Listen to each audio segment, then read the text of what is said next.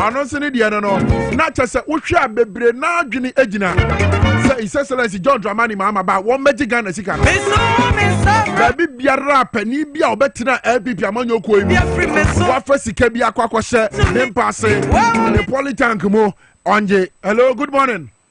Hello, good morning. Me ba cho ni di say na akasa free but your friend carry me free offensive of Afrancho. Offensive of to say kunimie ebama eye eni samanyo ko say offensive not tie na den na His Excellency John Dramani Mahama mo hwe anim so offensive not so be ya esomfa so no be kam na ka oman Ghana nyina so offensive of any oman Ghana nyina me de honorable and I say President Biden can be a chair say oba obebo modia yakwa di free Afrancho e de ko tra obebo modia se akwa na de ayame enso na ya fa so yidi kakra entine ke bon pa se kaja oba ko mo modia na o se akwa na yamaye and then two aye biafo already ministry of senior adwuma ya domna so oba anka o se nurses no mo ni nyina no kabere ka me pese ko nse otu oyi omu nyina na ka afiafia mu kwampo no a odomo ayi na bebia na ayese family ayi nurses o mai da mo hwe ayi eno kai basa na ti na boa o mai Ghana ama o say ayo kan say ahodi apa say obia abebia no o fili wera o betima ko adwuma so edey aye adwuma ma bia dey aye come because don't the money mama o ye bi ye ni no se do sitie ye hu na adwuma pen mo ye no bi so be yama na bro so okay that's it okay me so me da se pa Yanfa course ne be ba ko mienu bi na fe Wodi abra ne nchen ye ago pramaso nsem yanfa mra mesomo 0208 984 166. Hello, good morning. Hello, good morning. Good morning. I'm want to say. Yahu yapa me pa cho di say na akasa free. Me pa cha me fresh as kade. Me di enyo nam. Okay, enyo nam achim kade. That's fine. Adie na His Excellency John Dramani Mahama wasambe yo mampani bio no mususu se oba be ya e de ahoto ene anidaso be sa bo man Ghana mu bio. Me ni ake pa se Mahama e wini. Ye ni je se bu pa se o man mi e din. O ma pe no ku fo ni trimbu ye din na chi ti fo ni timu o din. O me ki Ghana bro papa no aye ya. That yeah, ni just some Mahama. In so here, on do nothing in aye. The be obey, then you have possibility. Okay, Mati, you know, made us be brave. You know, they are not so difficult to buy. I see woman, the woman, ni Gia, Nadia say, His Excellency John Dramani Mahama. I say, Ababa, your man, Penny. Someone need a swore and a resemu. The one baby, Bibi Biara, ebetimi aye kama. Now on my Ghana, etimi afan and tama pebi efra. Abraso, Fandy Ababa Tenase, or the aye ago pramamunsem, Babe Sumaye. Fandy, Bibi Abakode. Obrempong, we are fantastic. We are come on. Was a couldn't be a bay, Wafunu Yasha said to talk. Was a sanity. Zawaho, but Oka Konas or Din Kuniwa. I don't know. At the NG Banner, system, of course. Fanny Fire. All right, and K Obrempong, it's me be a kind and say Master Sakuri was a Bob and Nano Pen was power morning sports. Yafa MS Somo, I will drop us to media so there's a power 97.9 FM of TV XYZ and the Gusa Ocean Kabaka. Someone said that I'm a catcher on. And some that does no need can edit and ever can't amount so wait me at Tibin and no, ye boy said the Black Galaxies of Gun and Drum, or with me echo PMO or Togo, I'm to go for a friendly match. Echo share so ahead of I am qualified so I'm about Ghana. It's me Edin Kunimo Honda who seminar and so Emma now say baby as somewhat jet jar so and Sanka cry at to jam and they are for Ghana, His Excellency, the President elect Abano. Is that also a Sanka cry at to jet who seminar and so a kama na coach Mayele Kwesi Apia ɔno nso ɛde sɛ kakra ɛde bɛto gya ɛde fa blasters coaching job no ho sɛ sɛm yɛde ne nyinaa ɛnso ɛbɛba na ɔnom sɛ ndora ɛyɛ sɛ the UEFA Champions League no ɛtumi ɛkɔ so kama na Manchester United anasɛ Manchester City ndora ɔmo san so ɛdi ntwa ɛde ho nsɛm nyinaa ɛnso ɛbɛma ɛwɔ shows ne mo hyɛ no so Sir Roger Emmanuel, the sportsman, and I feel Justice Ebotela, the Iron Boy. On what the producers, and Mama say, and a permanent someone promoting. I'm just trying to praise himself. F to the A and D Y funding. I say, yes, Senator Sania Kopium, the Black Galaxies of Ghana and Drag.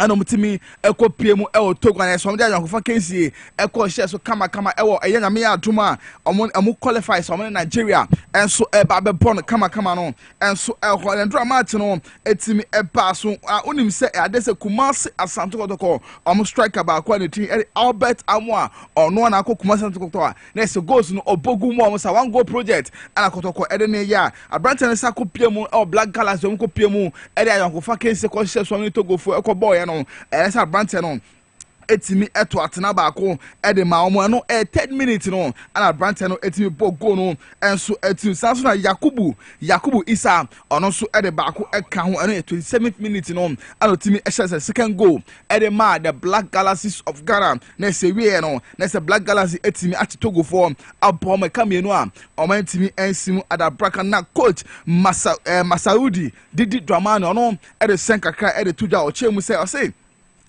match your boy no ade se beboa ama players no bibia konkan ede amon towards preparation omo yes nyame ya adoma 22nd December no Sunday and match no ebe baso no next week Sunday no and match no ebe baso omo Nigeria and ebo away qualify Chan qualifier and also basso no kama and ode ema no first leg no basso Sunday next week Sunday no 22nd December now for the return leg no and so abasso de no 28th and no ebe koso on Nigeria first match no basso my Ghana second match no akoso on Nigeria yede ho nsem no enso ema na yento aso na yegusu eja national issues mane akopie the Black Maidens of Ghana no Ghana under 17 tournament no so for cry ebe koso my Ghana after say Ghana ye banding here for 2 years under 17 banding for 2 years no he said also are returning to competitions on what the share so kama enso until we wafu under 17 tournament no koso Ganama Soccer of Excellence no pram Ghana here ana koso kama nyame aduma ne ana match no se kama say Ghana ye ne Beni ana se kama enso ho no ye dibi enso ema na onim se coach or de Black Maidens for no akopie tournament we no coach and team de Nana Joe Dakwa ono de senkakra atuda oche se preparation there o ma ye bi pa o start here o bebie ni ana be pie mu pram it is preparation there o ma bi pa mo boa mo hwe se nyame ya to ma cho me boy ne no bia ebe konkan e dia ma mo about 1 month 2 weeks so far, and preparation is going on very well, so we are very ready for the tournament. As of now, I don't know much about them, but we are going to play the tournament, so as the tournament starts, we will know how everything plays. So we will be ready for any match. Meanwhile, we are playing tomorrow, but without knowing them, we are going to perform well and take the 3 points. Yeah, definitely. Host and win, so there will be pressure on us, but the pressure will not be with the coaches and the players, but there will be pressure because we have to win the cup, so there will be small pressure on us.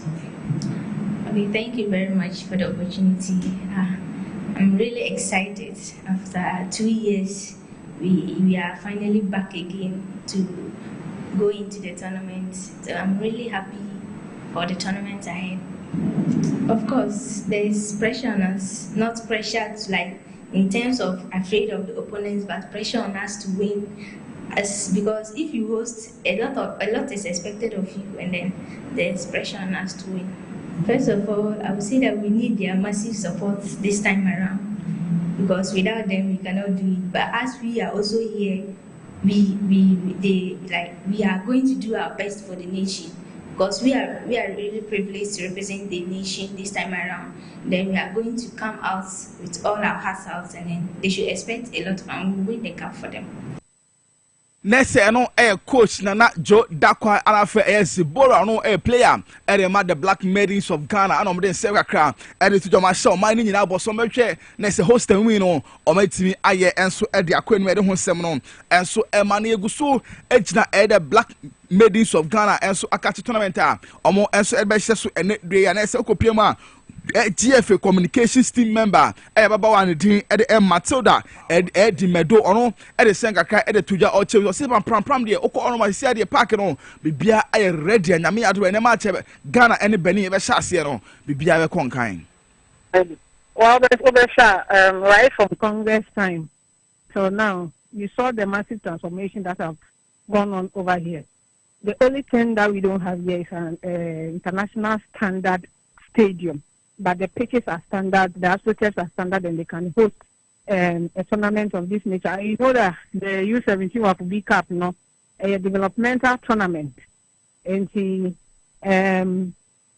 some of the little stuff that you will need in an international stadium to be able to host it, Mwafu would have to lower those stuff down so that we are able to do.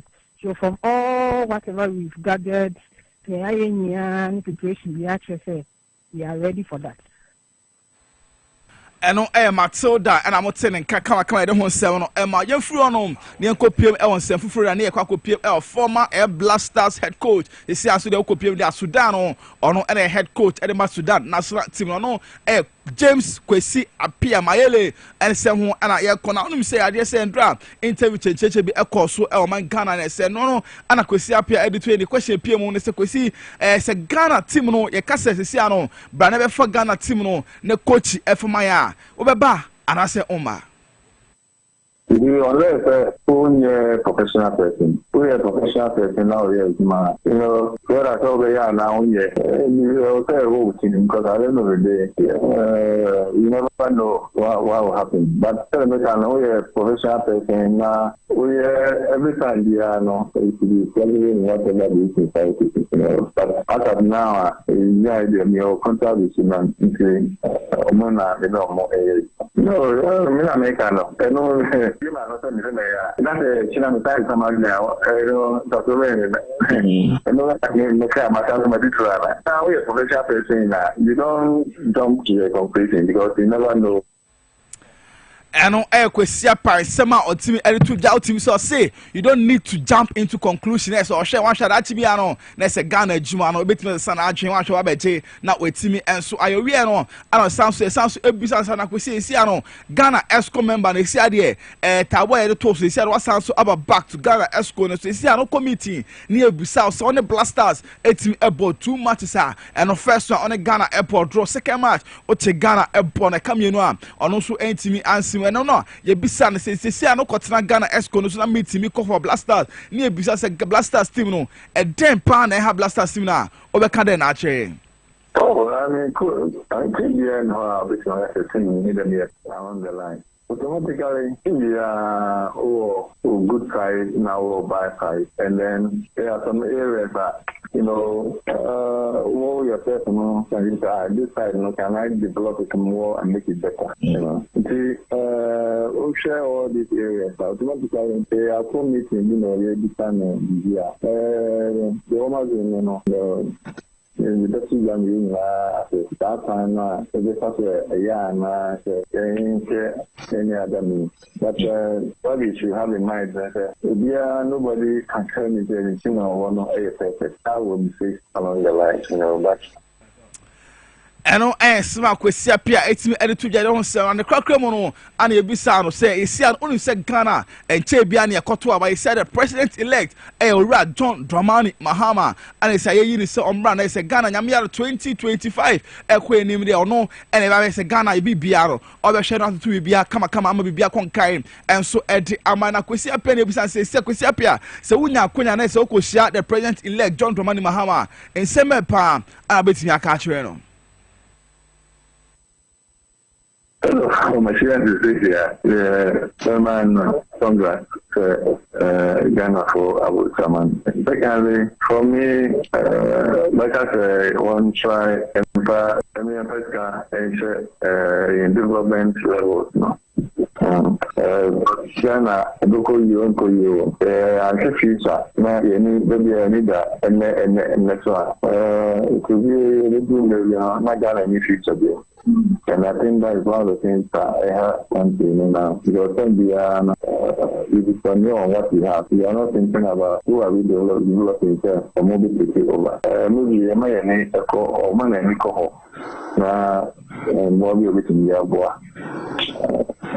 The same, I think, ɛno ɛnsɛm James Mayele Akwesi Apia Sudan head coach ana ɔde to dwa yɛde bi nso ɛde ama na yɛnkɔ pie mu Ghana yɛ all time goal scorer Abrante ne din Baby Asamoah Jet-Jan ɔno onu sɛ nka na ɔno ɛna yɛ Blasters captain kama ɛnso ɛde ma ɛba no goals ne deɛ Abrante ɛbu goals gumu yɛ papa ɛde ma ɔman Ghana ɔno ɛnkyɛ bi anansɛm mu a ɔno sɛ kɔba sɛ adeɛ sɛ ɔno na ɛsa ɛtama yɛ campaign ɛkɔ so for election, you know, I say no could be NPP for you sanka NPP for a sports committee, no, or no, and a head there, no question to be beer, everything I can catch, no, and sounds so able to ja HV Sadia, watching home at the free NPP among your corner home, and who answers they said after say, you team at to a bunny way, yeah, be a conquer, said the president elect, John Dramani Mahama, no, said, yeah, or the able to just someone just about one thing, and to HV, so catch a California, he said, after say, it's me a call for a peaceful election, I said, be atodi no chese Ghana fo nyina obia no emfa ne support emfa ma owura John Dramani Mahama na fe NDC amanyokuru someone say media asende ba meka yan check here. Let's support the government. Any government that comes to power, we should also support that government. We go for there 500 we go for there 50 cities or 200,000 cities. Now we are because of money more than the support the government. We go to a day 50. The kakra can one also we need kakra. Now you see support to no money so because no government so born home no we are also. Now Ghana have decided we be party and we've won and wow party focus on the government. Yes, why you are under the government. And I say under we are citizens. Yes, you best support. Who go far there? Who say who bring Ghana? And yes, who go far there 100 now beton 1,000. Who are now because of my money. Young Ghana sometimes they feel poor. It's misrem. New government about women support not to succeed. And I say I'm going Eno someone Ghana, your former Blasters captain, your all-time goal scorer, Baby Asamoah Jet-Jan, and the two Jadi who semono, and so Eddie Ama. Come on, Yanko PM El Club Football, so near Coco PM, El Adriana FC, Unum say, see, a new coach ground, and my team appointed on, and so Eddie Abanes, a coach leading at the Aristica, ISO Baron, or no Eddie Senka Cry, Sadia, or the Sacra, and I told you all children, so no, they see Adriana Stars team, no, I've found it, or no one can and the best selecting the players. Now, what I say, Yami Atuma, Omopo, 3 matches we are, and obey me, select a players in our face, so technical members and a technical team, obey me any more. Ayejuma. Assistant coach, I have requested working before in the House of Folk, now is coming here. But the same, I talking for everybody. After this 3 games, I decide who the player stay, who the player go, who the player coming, and also from the staff, who the staff stay, who the staff go. About I coming here from the professional job, I coming here from the best result, and I not working from the friend, I work in professional. Eno sema Aristica Stioba ono editu jaribu 7 ama we no sanso editu as teams and tactics are Adriana Stars have found a correct tactics ba ono de ba betu. I come in here, I remember I have Yaya Mohammed, the striker, Bright, the striker, and every time home 3-0, 3-1, I give more score outside. I like the football offensive, but I am the coach. What I have very good organization, my team inside in the pitch. Defensive, midfield, attack. And the favorite system for me is 4-3-3. I like step-by-step change in this system, 4-3-3. and you see my mentality and my philosophy in the future about. I like also see the player. Maybe you know have the player from the system 4-3-3. Maybe your system now from the team is 4-2-3-1 or another system. And I see if you have the player from my mentality and my philosophy, I will change the system and I will go one football aggressive, pressing, attacking. This is the football now in 2024. If not have, I will bring the player from my philosophy about my team need play from my philosophy and mentality. And some aristica. Otimi Adriano, Adriana, new coach, what boy is a tactics or the to Jano, and tactics of a boy, Adriano, and all this, or the to Japan, come on. It be so Eddie Amana Yanko Fian to far, Nanko Pim Almoni, and Simmers and Semranico Panes and Kate, and Twasso and Formadens and Drown say, I say, the UEFA Champions League on Etimi Equos, come, I don't want and so Mana only safer resource on, and Formadens and Dra Atletico de Madrid, Etimi Etinefie, Etimi Etibo quality, Slovia, Brativia, Etram, Kamiansan, Emamutim, Bakope, and so Lili, and so Etinefie, and Bobo quantity, and Stuttgart, and so a boy 3-2, and so Home Don Salmon, Eman Arsenal, and so Etimonaco, a bomb, Kamiansan, Amonsu Etimi, and Sim Arabraka, Juventus, Etimi, Manchester City, Etram, Kamianuam, Amonsu Etimi, and Sim Arabraka, final Etinefie, and so Etibo quantity, and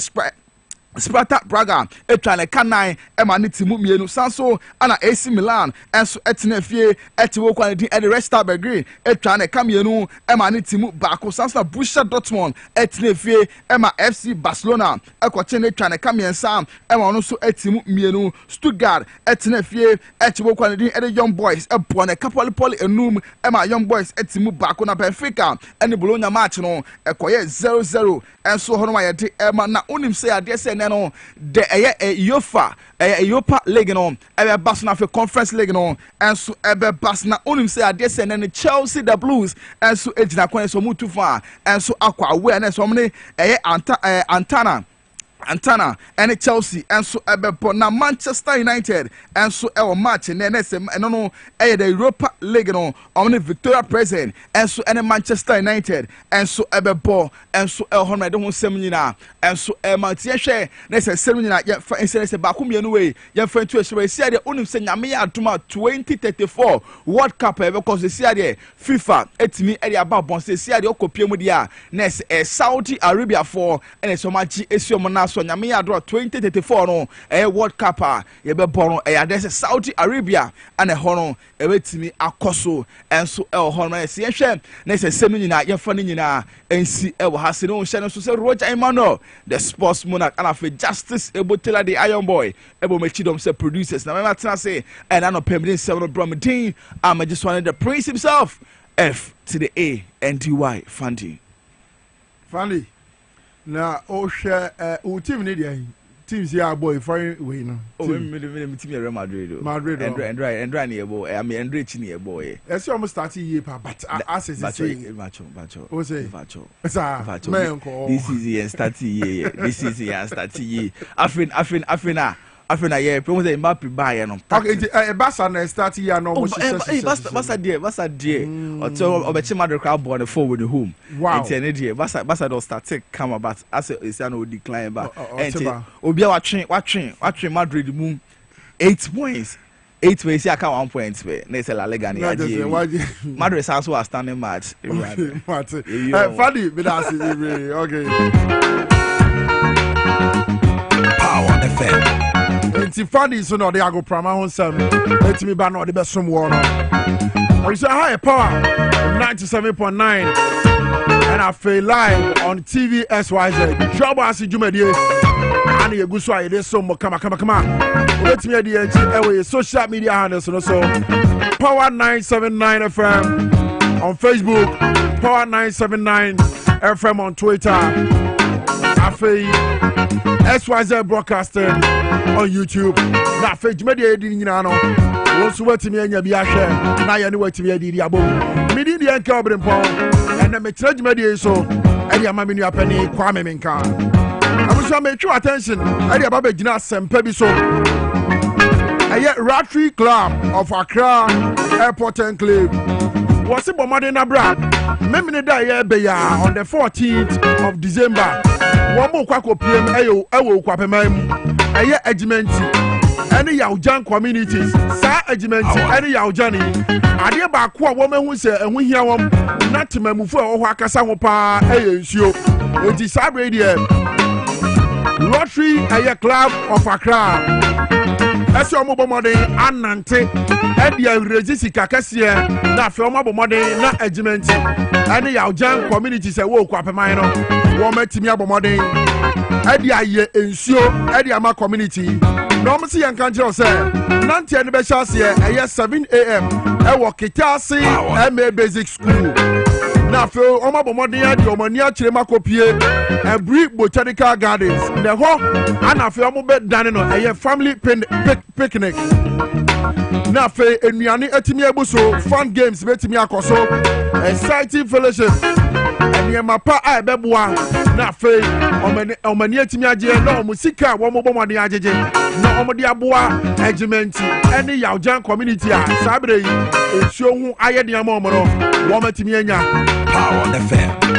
Enti wo musi wo bre wo mo ye sare yi nti wo yo pani na se wo ba bomode na 400 Ghana cedi fakita na beboa no ka mo ho no mo nante wo ya abofra so a mama me no papa e ma 20 Ghana cedis na fe fabra na fe wo mo so mo bomode no mo ma branch and no mo ka breakfast ni lunch ni nyina bom no mo de asomo fun games nyama pa atimi akoso e wa Ebri Botanical Gardens on the 14th of December.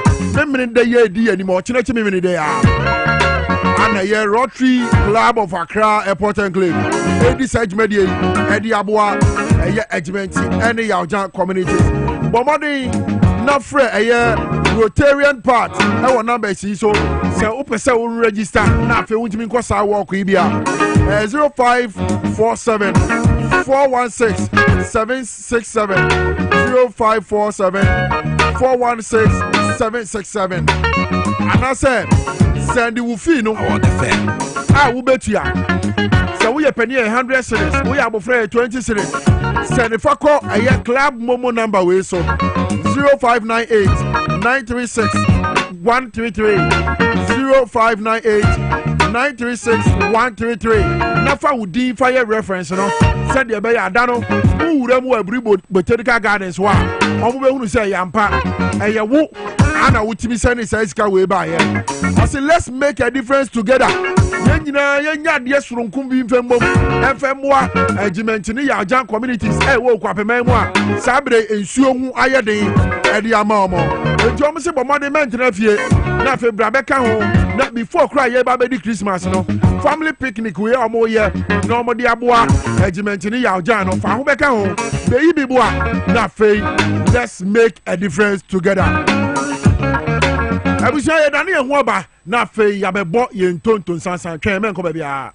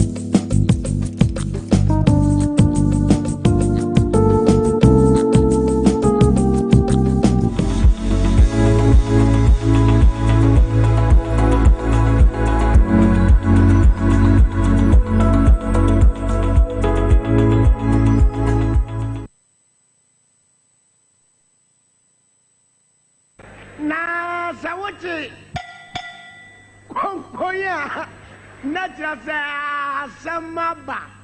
Na Sawachi Konkoya. Natural Samaba. Na Sawachi Konkoya. Natural Samaba.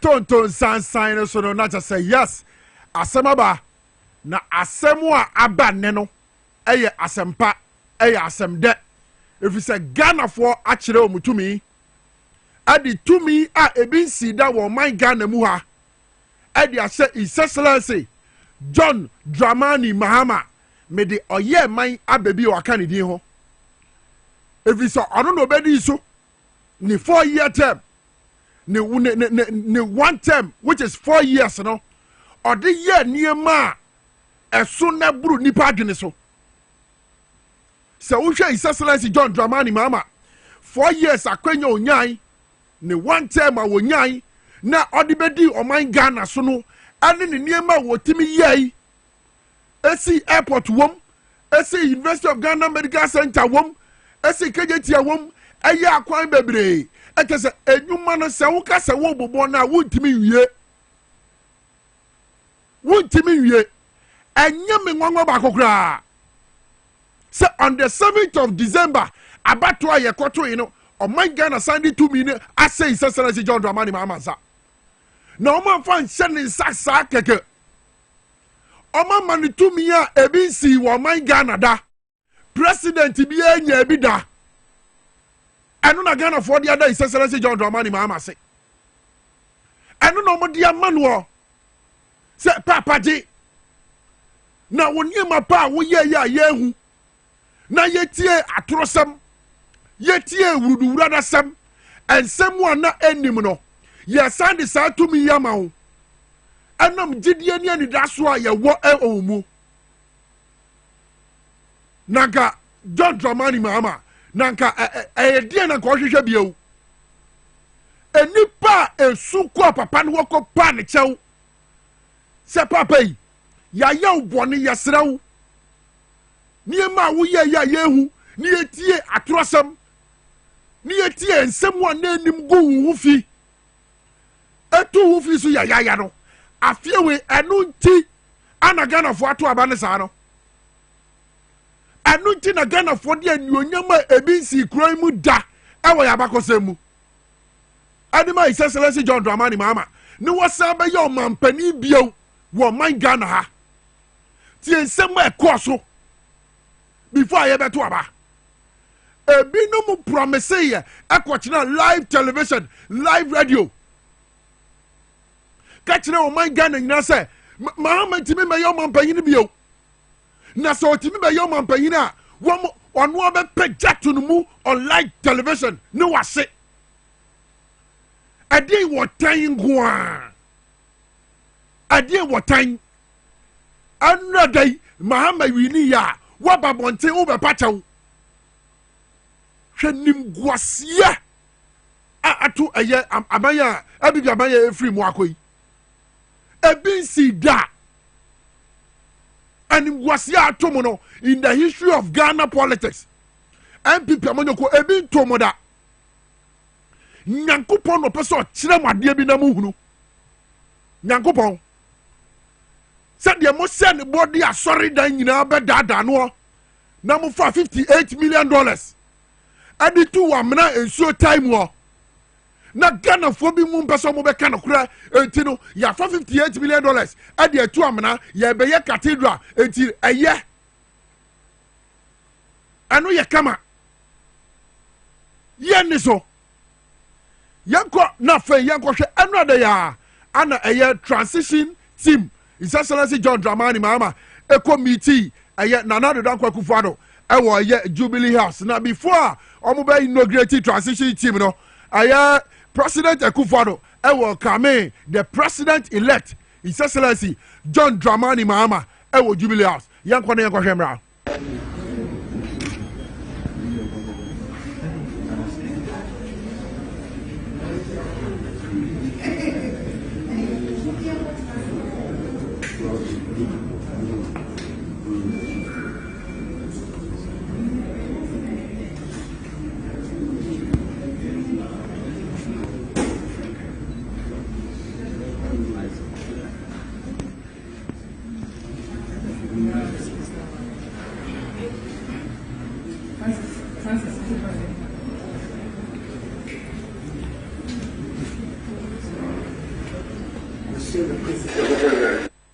Eti His Excellency Nana Addo Dankwa Akufo-Addo ana ogina Jubilee House animu a wahunu sɛ His Excellency the president elect John Dramani Mahama and the vice president elect Professor Jane Nana Opoku-Agyeman wagye ɔmo fɛw so a saa bere deɛ wɔn nyinaa ɛkɔ na ɔmo atumi akɔ tena ase na wɔn transition team no a yɛ ɔmo gye NDC amanyɔkuo no ɛgye ɛde aba NPP no biribi atumi akɔ so sɛ ɔhwɛ His Excellency Nana Addo Dankwa Akufo-Addo ɔde ne nsa ato His Excellency John Dramani Mahama nsayɛm a wɔakyia ne kamakama sɛ teams no nyinaa ɛba wɔn ba na afei wɔn aba bɛtena ase sɛdeɛ amammara no ɛkyerɛ na ɛhyɛ sɛ aban no ɛdane a sɛsi a ɛyɛ the vice president elect Professor Her Excellency Professor Jane Nana Opoku-Agyeman ana waba bɛka ɔmo ho a ɔno nso abɛgyina mfimfini na ɔmo twa mfoni kama na afei wɔn atimi ayɛ sɛdeɛ mmara no ɛhyɛ anaa sɛdeɛ teɛ pɛpɛɛpɛ sɛ aban no ɛsesa na ɔdane ɛde ama saa nneɛma yi a na wɔbɛbɔ mmɔden na wɔatumi afa so na wei na Ghanafoɔ bi ebisa sɛ Nana Addo Dankwa Akufo-Addo the president outgoing president na ɔka wɔn deɛ obi a wɔde fiti ne pɛn wɔde fiti ne 2 times ɔntumi fa tumi ɛnhyɛ ne nsa bio wɔn deɛ nya deɛ ɔde tumi ɛbɛhyɛ John Mahama nsa bio ɛnɛ ɛkɔba ne sɛn ɛyɛ deɛ na si yɛ a saa bere deɛ ansa na John Mahama ɛba bɛdu ɛyɛ Jubilee House kora no na Nana Addo Dankwa Akufo-Addo asɔre aba bɛgyina anim hɔ a entrance hɔ naa no ɔtwɛn sɛ obɛtumi akyia His Excellency John Dramani Mahama ɛne n'abɛde akyire ɛyɛ Professor Jane Nana Opoku-Agyeman na afei wohwɛ nkɔmɔ ɔne ne di a na kyerɛ sɛ ɛyɛ nkɔmɔ kamakama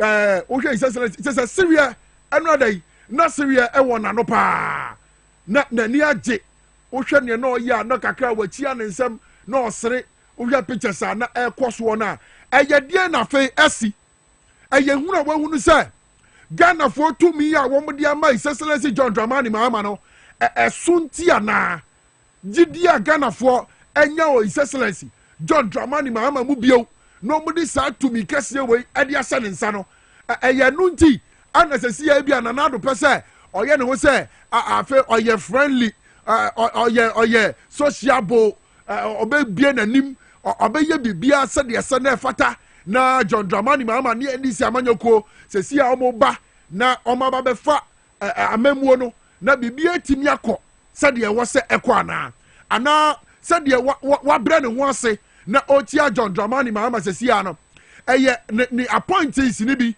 anaa na amamuo bɛbu yɛ wɔn a ɔne wɔn bu yɛ na sika kɛseɛ afefe bi mu nsaseɛ sɛ wohwɛ national cathedral yɛ a meka ho asɛm yi a na yɛafa $58 million deɛ ahyehyɛ mu na John Dramani Mahama aka ne plane ɛnyɛ plane fa ɔse Nyankopɔn yɛ ɛyɛ n'adom na sɛ ɔbɛfa bɛanya no a obi biara wafa aban yi sika ɔbɛgye obi biara ɛyɛ no na His Excellency Nana Addo Dankwa Akufo-Addo osuru anaa eti saa bere ɔbrɛ ne ho ase na ɔde kyɛw pa bi afa kuntun ase ɛde ama John Dramani Mahama sɛ want to no boas yana because Gabi Ochidako and in Sabia Babatum oh ye nipa baako enti ebeya nka bibia anye boko na Gabi no wo kromu ha e ho kro de menyamba ha enti member Gabi su later enti na Danko Akufo-Addo said e ohuni no hwe na enkomo kwaso na oni John Dramani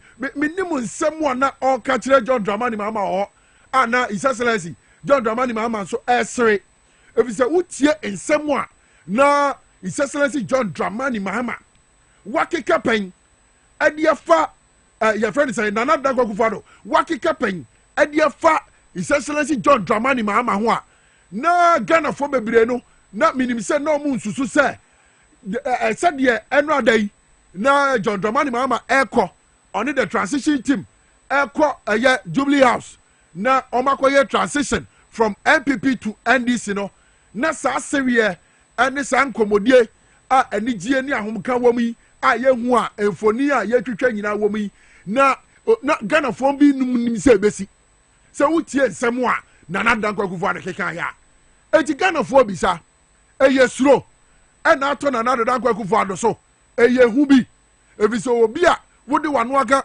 mitimi fa tumi ma no obi a me defeat 2 times there mitimi fa tumi nsa ne nsada 2008 Atames defeat aye Nana Danko Akufo-Addo 2012 John Mahama defeat Nana Danko Akufo-Addo amoso ma bro pen enti wonsem na wo keka no yemu bi wo ha ne ehu ni se eye na wo ka de age wo ne MPP atitafo nani ana wo mo awrehemu akosoro enti eban sen ananka sabra idie John Mahama ansa na obewura Jubilee House no kra no Nana Danko Akufo-Addo wakọ akọkọ gina pono no na wo twen se wo beso John Mahama nsem na wasere na waso no mu bọkọ ne nanante na mo bonkomo na edie na asesa Ghana fo beso mo huro efise wa pointies wa banyi sika gigiri dia o ma be fa ne de Nana wo kosoro eba fom His Excellency John Dramani Mahama se obeji sika no na ode abu oman Ghana enti anu nti ne wa ye sa ne de a de wo ye na efe ayefe atre democracy kabi ma men kabi amamuo said mogitum said Alhaji Baumia Dimirika bai na ye to abawie ni 12 hours kra no bai said there be wadi ncho ono ahwe ema wo makeka bom de dano a enya de obetimi adi nkunim na de tensions nyina ba fom wo man mu no efe na mom sika biara mafa ewo aban yi mu His Excellency John Dramani Mahama so obeje na ode abu oman Ghana na after sir His Excellency John Dramani Mahama esia eye Nana Danko Akufo-Addo ene the transition team no His Excellency ekasai with the media ekre Akufo-Addo economy and security said the Bobby ache yanko na yanko hwemra. We had a very cordial meeting. At the time he called, he suggested 11 a.m. this morning to have the preliminary meeting towards setting up the transitional team, and that meeting has just ended. Was very cordial, and I think we were very happy to be together. Mr. President has given me a brief on the security situation, both internal and external, and also a short brief on issues to do with the economy. Of course, the transitional teams will drill down further into these matters, but I am happy at the assurance he's giving us that we're going to work together in the interest of Ghana to ensure a seamless transition. And I believe that even after that transition, it will be necessary for us to continue to keep a channel of communication so that Ghana's democratic credentials are consolidated and we all work together in the national interest. And so I want to thank him for his time and to assure him that on our side, we are very happy to work together, and we'll look forward to the successful work of the joint transitional team. I thank you all very much. Thank you very much. There will be. His Excellency John Dramani Mahama ana who say oni Nana Danko Akufo-Addo nyina gina ho a okasa fa ho na o kire say no credit said the transition no eguso a ekọ eno wa hunu say obie niemem na ode akire no said the economy ne tie ene niema ba komienu bia eka ho a na okasa ede afa ho se transition se de ekọ no bibia ye kama sabre de wo mugu so mo hwe se bibiara ebesi na eye awia no eno de ya awia no tama omo wie no the Accra Conference Center time omo inaugurate transition team ni wie no His Excellency Nana Addo Dankwa Akufo-Addo enso ekasa edefa se de nani age ede afa smooth transition a ekoso no ho yanko hwemra democratic process, the smooth transfer of power from one administration to another. This meeting and the processes we're about to undertake are firmly grounded in the Presidential Act of 2012, Act 845, which provides the legal framework for an orderly and transparent transition. The just ended presidential and parliamentary elections have once again reaffirmed the will of the Ghanaian people. On behalf of the government and people of Ghana, I extend warm congratulations to His Excellency John Dramani Mahama on his decisive election as the next president of the Republic. I also warmly congratulate Professor Nana Jane Nana Opoku-Agyeman, who has made history by becoming Ghana's first female vice president-elect. A pioneering achievement that underscores the strides our nation is making toward gender equality and inclusivity in governance. I'd like to assure both of them of the full support of my government and myself for an effective transition, and wish them luck and God's blessings in the discharge of their high responsibilities. Ladies and gentlemen, the peaceful transition of power is a hallmark of mature democracies.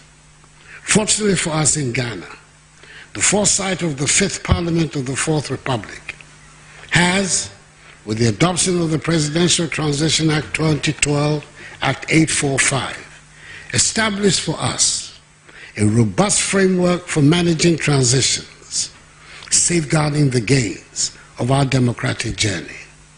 Today, we reaffirm our collective resolve to adhere to the letter and spirit of this act and ensure that this transition proceeds seamlessly, transparently, and with dignity.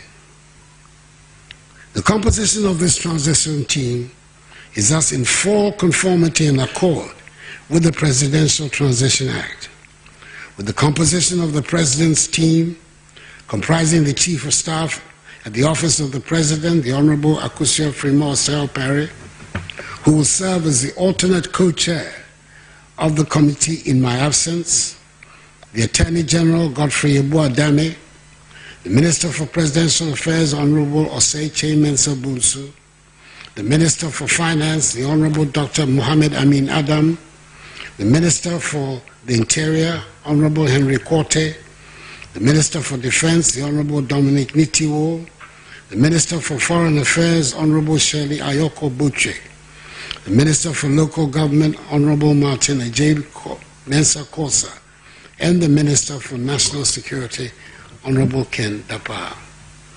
In accordance with the Act, there are also 4 ex officio members, namely the Head of Civil Service, Dr. Evans Agri-Daku. Okay, His Excellency Nana Addo Dankwa Akufo-Addo ana ohunu se ono so okasa na odi afa sede transition team no eguso a ekoso na obo His Excellency John Dramani Mahama Baso kaje se Ghana fo amano victory esopa na one na bedi akire Professor Jane Nana Opoku-Agyeman in the history of this country no oba a wabeye vice president pen no afei en ebia bemu pen a Professor Jane Nana Opoku-Agyeman en oba beye oba why vice president pen no osre nyankopon enhira na ho banbo ene yedie edemom wobreko omo be assuming the highest office of the land, the highest office of the land. Na wobo on empire wobo ɛne sɛ Nyankopɔn bɛka ɔmo na deɛ ɔmo yɛ bia no ɛtimi ayɛ yie na ɛno na nkurɔfoɔ gu so bisa sɛ eti nsɛm bi wɔ hɔ a ɛyɛ na yɛ mpanifoɔ yɛ amanyofoɔ yi wɔn ka adidi agorɔ anaa ɛyɛ na wɔn ka no wɔn amini sɛ ɔmo bɛyɛ dekodua ɔmo ka no because Nana Dankwa do nsɛm a wɔkan wɔbere ko ana yɛnyi ɛyɛ His Excellency John Dramani Mahama sɛ ɔmo yɛ ɔmo ampani bio no ɛyɛ soronko koraa sɛ wɔde toto nea ɛsi yi ho a ne nyinaa no ɛkɔkɔ wie sɛ Mahama bɛyɛ president a kyi a wɔpɛ sɛ wɔkyekye ɛyɛ Akufo-Addo appointees no ne nyinaa ka ho ana Akufo-Addo ɛkasa dɛdɛdɛ hwehwehwam saa sɛdeɛ ɛbɛyɛ a nneɛma bɛtumi ago ɛde ama ɔmo anaa nti yɛnkɔ hwɛ His Excellency John Dramani Mahama wɔn nso kasa wɔka ɛde fa ɛyɛ smooth transition a ɛyɛ MPP amanyɔkuo ni His Excellency Nana Dankwa Akufo-Addo ɛne MPP amanyɔkuo yi wɔn de ɛde ma wɔn yɛnhwɛ ne bra. And I believe that Ghana will continue to get it right when it matters the most. Today we're here to inaugurate the Joint Transitional Team as required by law, and I wish to congratulate the members who have been selected or nominated to serve on this Joint Transitional Team. There's huge expectation that this transitional team will get its work right so that we have a seamless and smooth transition of power from one democratically elected government to another. Obviously, this is in fulfillment of the Presidential Transition Act, which was signed into law in 2012 by our late president of blessed memory, Professor John Evan Satta Mills.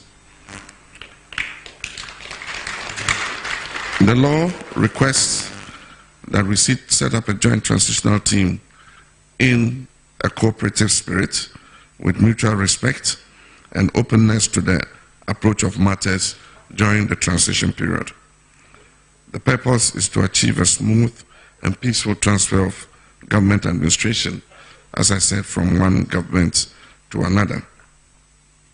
We pray that the members of the Joint Transitional Team will work within the confines of this law to fulfill the wishes of the Ghanaian people as expressed in the votes of 7th December 2024.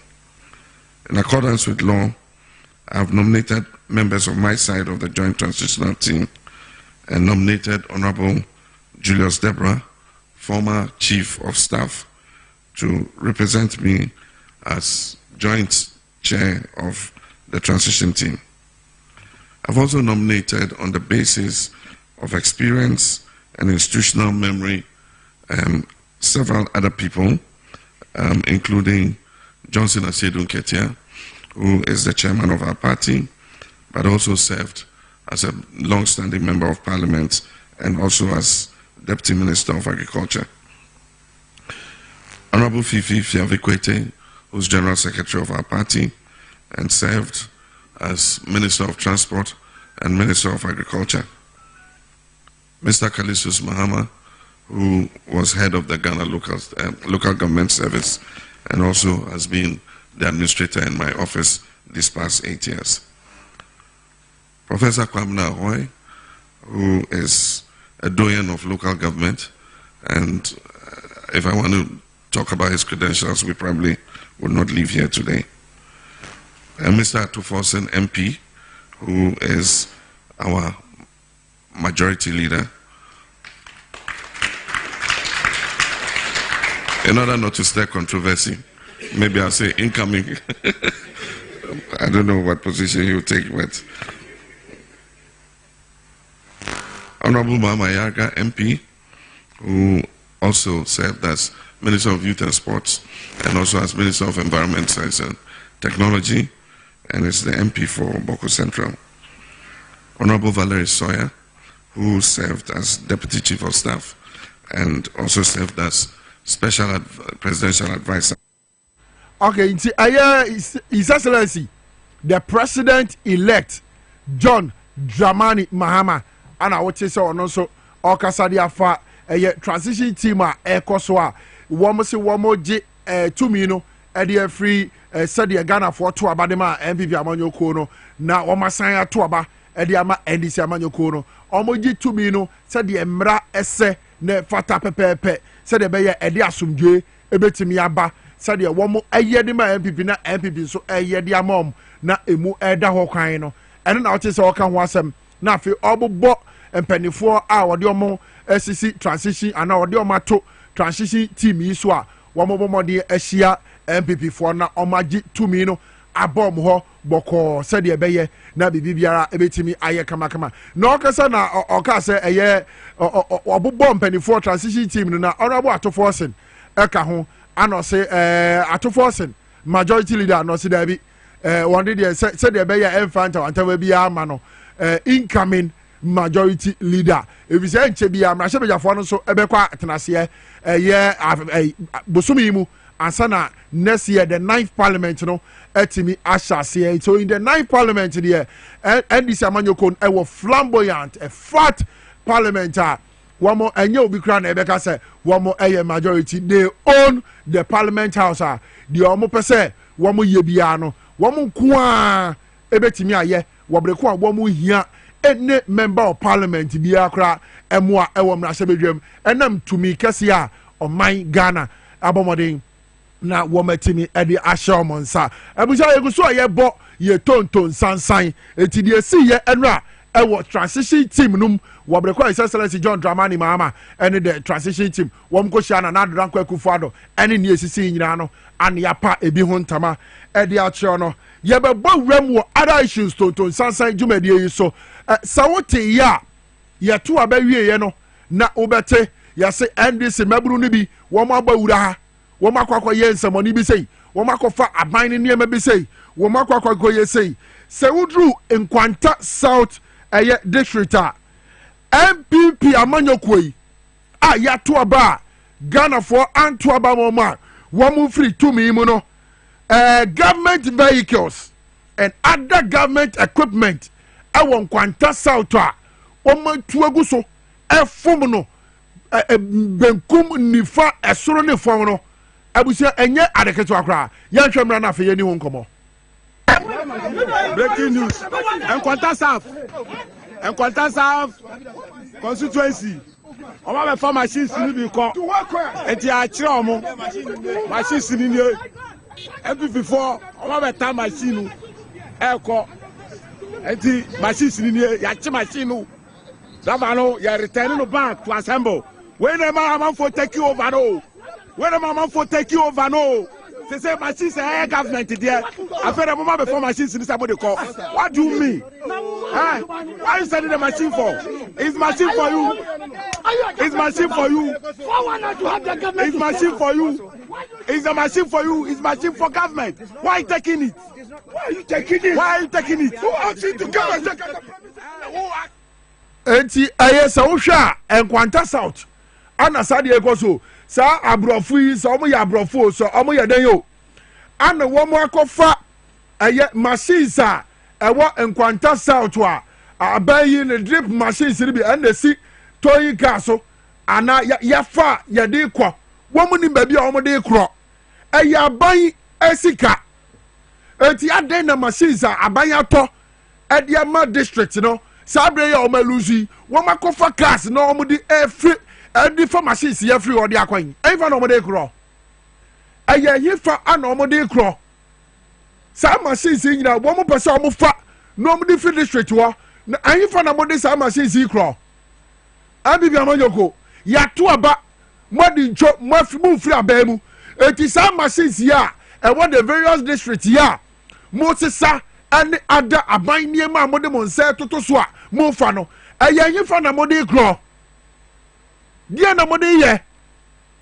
eye mo dia Ghana for ehunu se mo me yade bi afa moawom etihwe anim guasia ba Ghana for ato afia yi mu ade etia abibia amanyoko no se mo be ye niema pa anka mo te so anka nya afia ya nanka ye beto aba na ebi gina lai mu na amo chemo na ebi chesika na city member of parliament ebi akoko tina polling centers asomo ko asoroba for mulusu eti drip machines ewo Nkwanta South district abayi abibi abayi agye ye ade ko district wo no sabre de ya to aba wo mo di ncho no wo masoma nkrofo so mo nkwose sanfiri wo wo masoma nkrofo so mo eti sa abrofo ye o mo gina hoyi abrofo ye o mo gina o mo na o makofa machines na wo mo di kro eti utie se de o mo bi so se mo firi yifa why na soma mo na mo di machines ne kwahi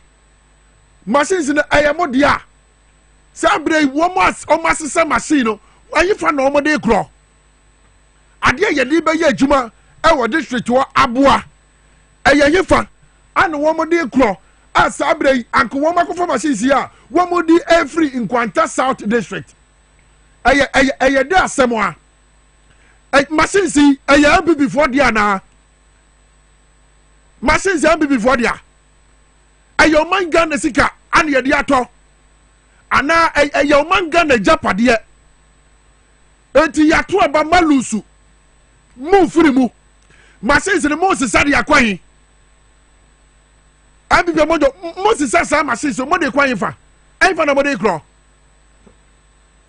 ani na o ma chemu no asumo be wie na mo beto ntuturo ade ego Ghana fo nyina ni se eye ani se monyo ko ni maburu ana o mu wurawura government officers esisa niema ani ya chemu no eno ni ya chemu no machines ne mo de kwan ayamo dia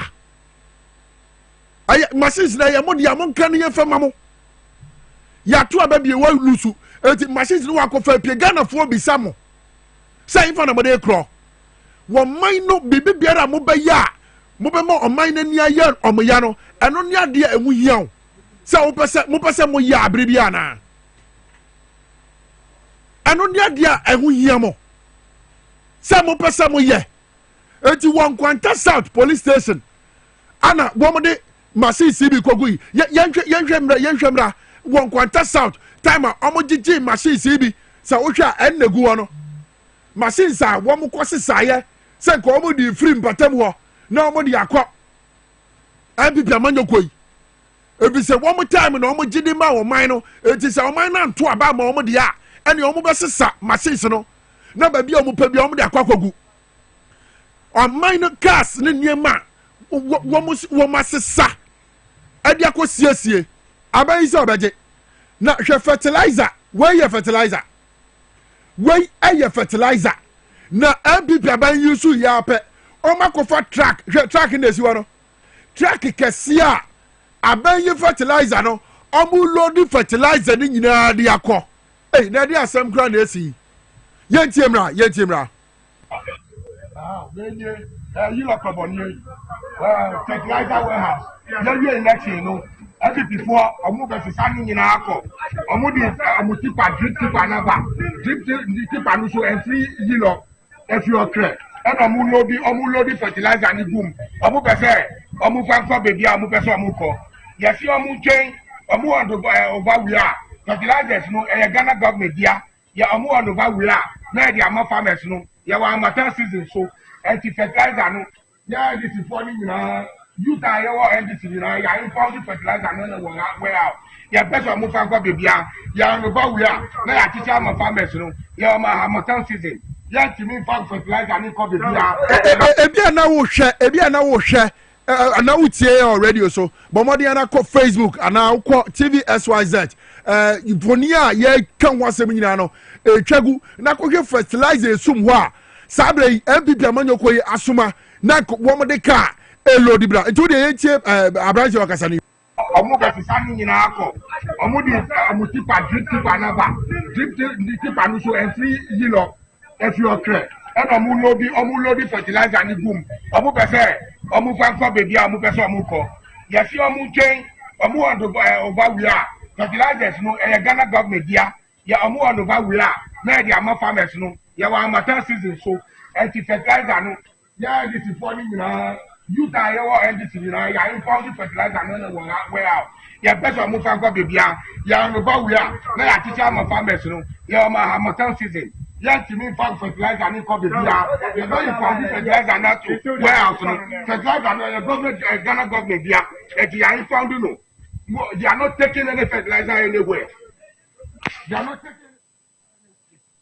sure not to say yilo baby okano ana wɔka ho asɛm sɛ saa fertilizers yi egu na aban yi lusu yɛ no wɔn abɔ mmɔden sɛ wɔn ɛbibi amanyɔkuo no wɔn nkɔ paaki ɔsi track no kura efi yilo kura bɔ hɔ efi ɔkere ana wɔn de akɔkɔ loodu ɛyɛ fertilizers yi ɛyin fa na wɔn de korɔ ɛyin fa yàtò abẹ́wie yẹ afẹ́ yẹ bẹ́ẹ̀ handing over eti afẹ́ na mo kọ́ kyẹ́ fertilizers nana ẹ̀bi bí ẹ̀ máa ń joko ana ọ̀ka no yẹ wọ ọ̀pẹ́ bìrẹ̀ mu kura afẹ́ ana mo sisa eti fertilizer mo sisa na mo de akwa yi ẹ̀yin fo na mo de fertilizer ni kọ́ mọ́ mo sisi a ẹ̀yin fa abayi dia ẹ̀yẹ abayi ẹja padeɛ ana mo pɛ sɛ bibi biara ɛwɔ ɔman yi mu no. MPP mo pese mo fansana next year 7th January ya swear in John Dramani Mahama His Excellency the President elect ana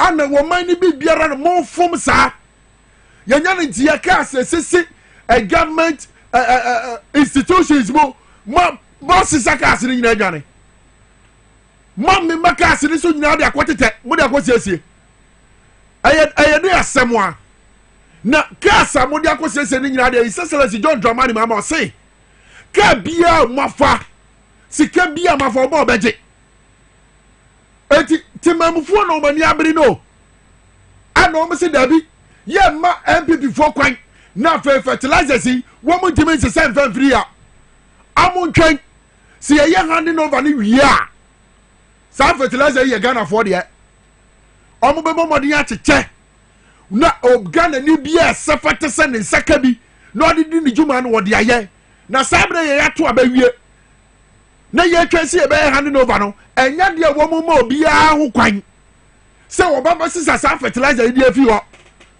enti de o melodu egu kan mu kura no wo mo ba yi egu ho no ma lock no sabre mo de kwahin fertilizers mo de kwahin ne ma ye wo man Ghana mo nyina enya de asomo enya de asomo ni enti age se mo koso na mo mo man ni si apene edi yaw wo breko a mo afiri tumi mu na yem se de nka mo bu o man no na enkrofo wo kire wom na ekom de nkrofo na mpanifo sika ayira wo bra hom ni aban abaye adwuma no na nka yem se Ghana fo be to aso ni mo atena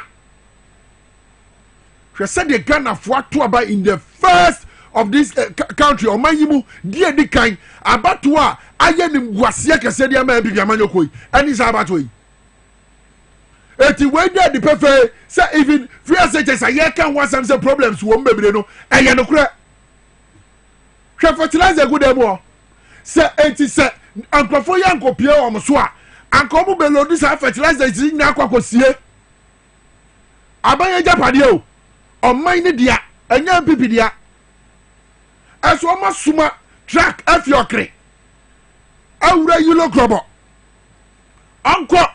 onko lodu ayi fertilizer se nyina fa free ho ebiso ma lusu wo mu bia ko aye di asemo a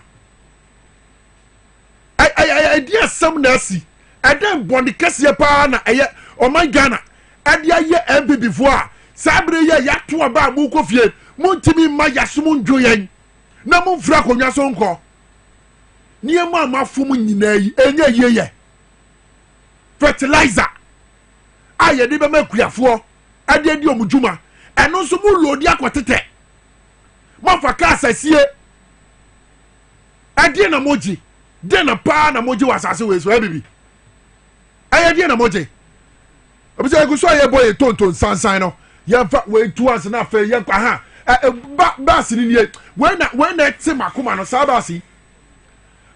bas ya abusia wuwi ye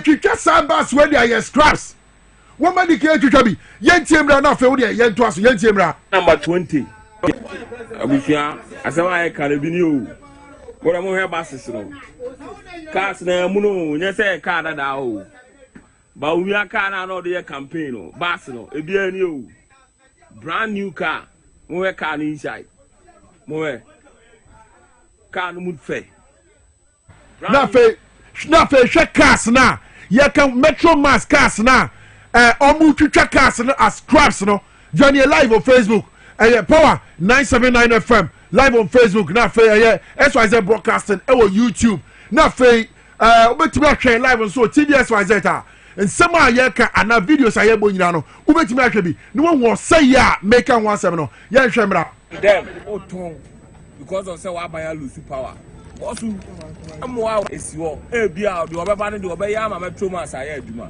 na de wuchucha ton what you trying to condemn oton because of say wa buy lose power bosu amwa o number no 2020 car no we car number 2020 the same na nesi ha omo twa wi car mono number 2020 enye home use car brand new car omo twa ba ko omo twa de da ha nesi no omo twa ton we see 2020 mu free an ko mo ba ha nkan di ya ke anya faster manfo anyima info a manfo ha asem de na ko so enye omo de na omo ma te ko ana ye di bi ka ba no say am di jaba tum se bi twa mpinfo aba na custom yard ho enti Bantama Kumasi ni o Metro Mass yard Bantama Kumasi ana womo etwitwa buses ya ebi fort kakra ba ho na anko omo betimi asiesie no hwese de omo twitwa cars no as scraps na omo ton die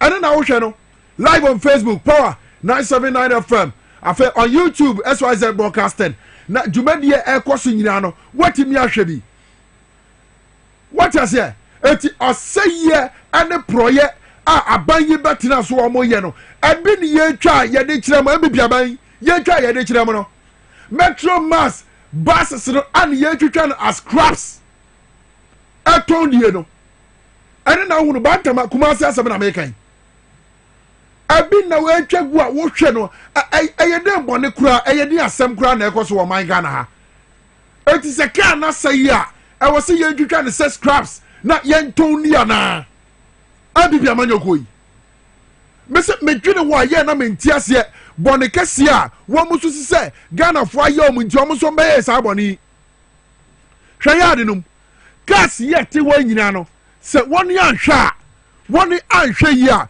won betwitwa ni nyina atonwadi omu betwitwa ni nyina atonwadi wajase ye ayedi asemwa yenko ahmano so yane eye honorable Ebenezer Oklete Telabi oye MP eye lower manya krobo constituency yane ni nkomo enfemfa fertilizer no ho ensem no honorable memo akwa baba eye Dwabo Ase jumadi so na no pay hello honorable Jamaica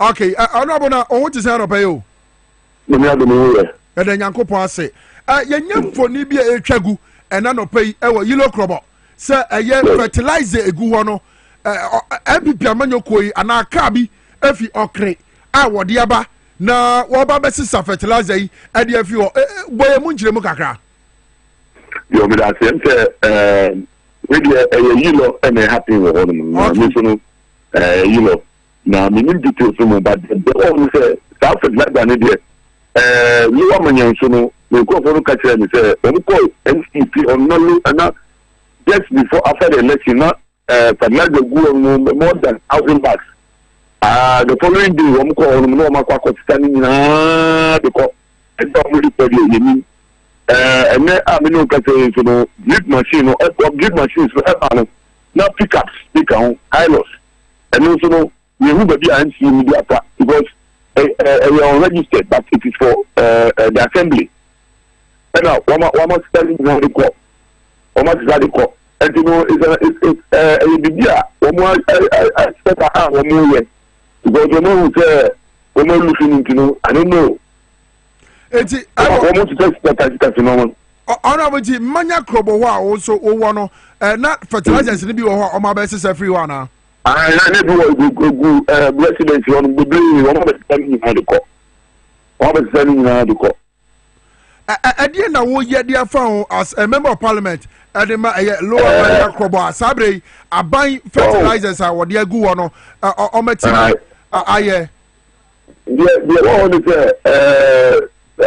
president Dakano adie no sabi hu enye block en nani the dia wo me ko bia no yemu ati no makati no ko ko me say omo de omo nya botre ma report ya ma police makati police no say no mo provide 24-hour waiting on but the suspect is that the police go out be complicit in the sense that I didn't see first one now you catch police on because my police detail on but we need to see but the police for call ya Obama almost pass less than the call and the order we have to investigate now you track it because fertilizer here and I can ice block I'll go see swim now the day that could be you can easily trace it eti makake mu nko ko so mde bisu omunya ka yepe asubie yepe asabagadi because they know say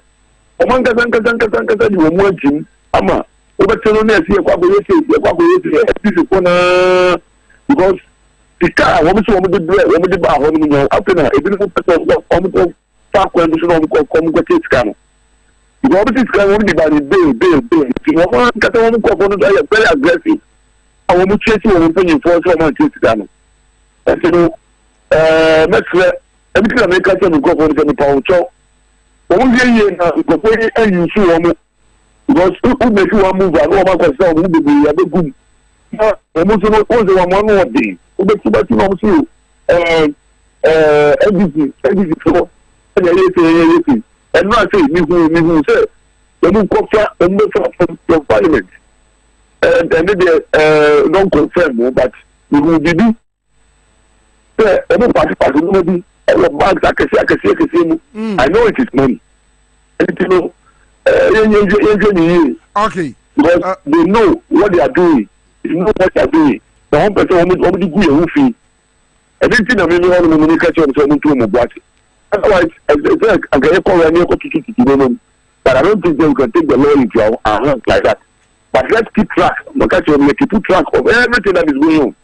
The day of academic, very well. Yes. Apart from fertilizer, yeah, one who say, "What my best is I will lower my crop, yeah, what can one say me?" Other equipment, and I near maybe or I say Ira and now almost I will constraints. Drip machines, we need pick up their account. Pick up their account in the other. But drip machines is also the thing and we are just waiting. They say no to me and running trains that. Yeah, train now the BAC here. Now your course is machine they feel normal. Because they say your course is that. But you almost got you and you make noise. But you have asked the police for making sure that machines and feel normal. Because you be able to be free machine here. And to be this level, we know the police responsible. And see, you can't say one. Okay, honorable. Now, Sabria, near my way, Crosso, what you mean a MC and a DC or Lower Mania Crobo, Etimia in Como, Adia Fasan Semiwana. Oh no, the project, or no, why you're on machine, one in machines this in the field. No one on the campaign. Machine, you won't pick up only by the open campaign, and no. And I don't know, I mean, maybe because that was what he was using to the campaign. And you know that today, or no, or no, and I'm normally never see me, or no, fertilizer, I couldn't see, or no, normally, it's a woman called Loma Costa, Yamika, and almost pick up no sleep with your Jaffa, and I know more than according to the could. Okay, now Sabre, when you were assembling, so Sabre, yeah, take it over. When you were assembling, so now, Papa, you all look at you never got there. In terms of police worker, my friend coordinating director. The coordinating director said they shouldn't do a wrong share of money, they be funding up amount for good food and the start attack one. And you know, for the good of all of us, you know, almost will be out not the actual pure one. Now, yes, after police for the police for the about the guarding of money. After the call for the alert, almost said the also. And you know, I don't think they want to change the point apart from the nobody and good. I don't know, they were wrong and we were asking It's in the social Najo, but what I'm saying is that I suspect the police for now won't go on one who play a moment staff and like that in the correct. Okay, honorable. Yeah, didn't come on the Bessia.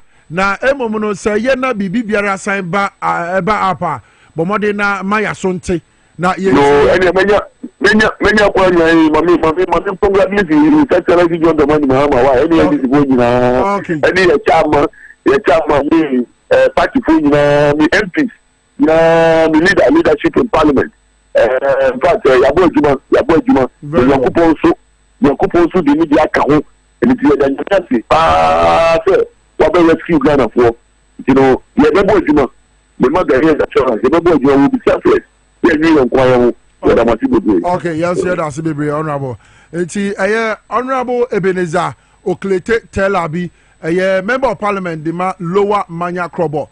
And I want to say, Yanini Edin Komono, na fe all church remu fertilizers are a good DC Nifie, cars, pickups, bini, and Niema, what DC in China.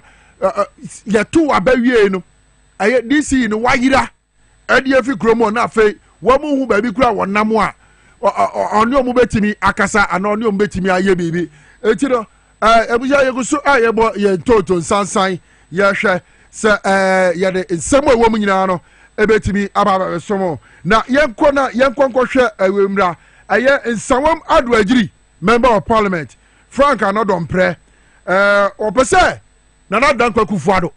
Anka transition ye kwaso yikura no. Awasenka oto no boase ana wogirai no kopem se anka ombe koleti na fe o ma declare results no ansa no wato transition so ye hwe eye another premier na fe ye judge media so. IGP for a show of responsibility and their quick response to our call. The CDS who have brought enough military men to offer us protection. We are very grateful. We want to make a further call to the CDS and the IGP. As the law mandates, it is one of their core responsibility to ensure that lives and properties are protected. From today, the EC has spoken. And the message of the EC is that they need a security platform to be able to declare the results. The narrative from the EC is that we need a security platform to pronounce on the results and to declare the due winners of various constituencies, i.e. in Sawama Dreji, Akwetia, Suhum, and then of course Fantiakwa North. Let me appeal to the outgoing president, His Excellency Nana Addo-Dankwa Akufo-Addo.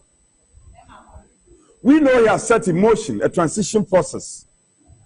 As a matter of course, we want to appeal to the president.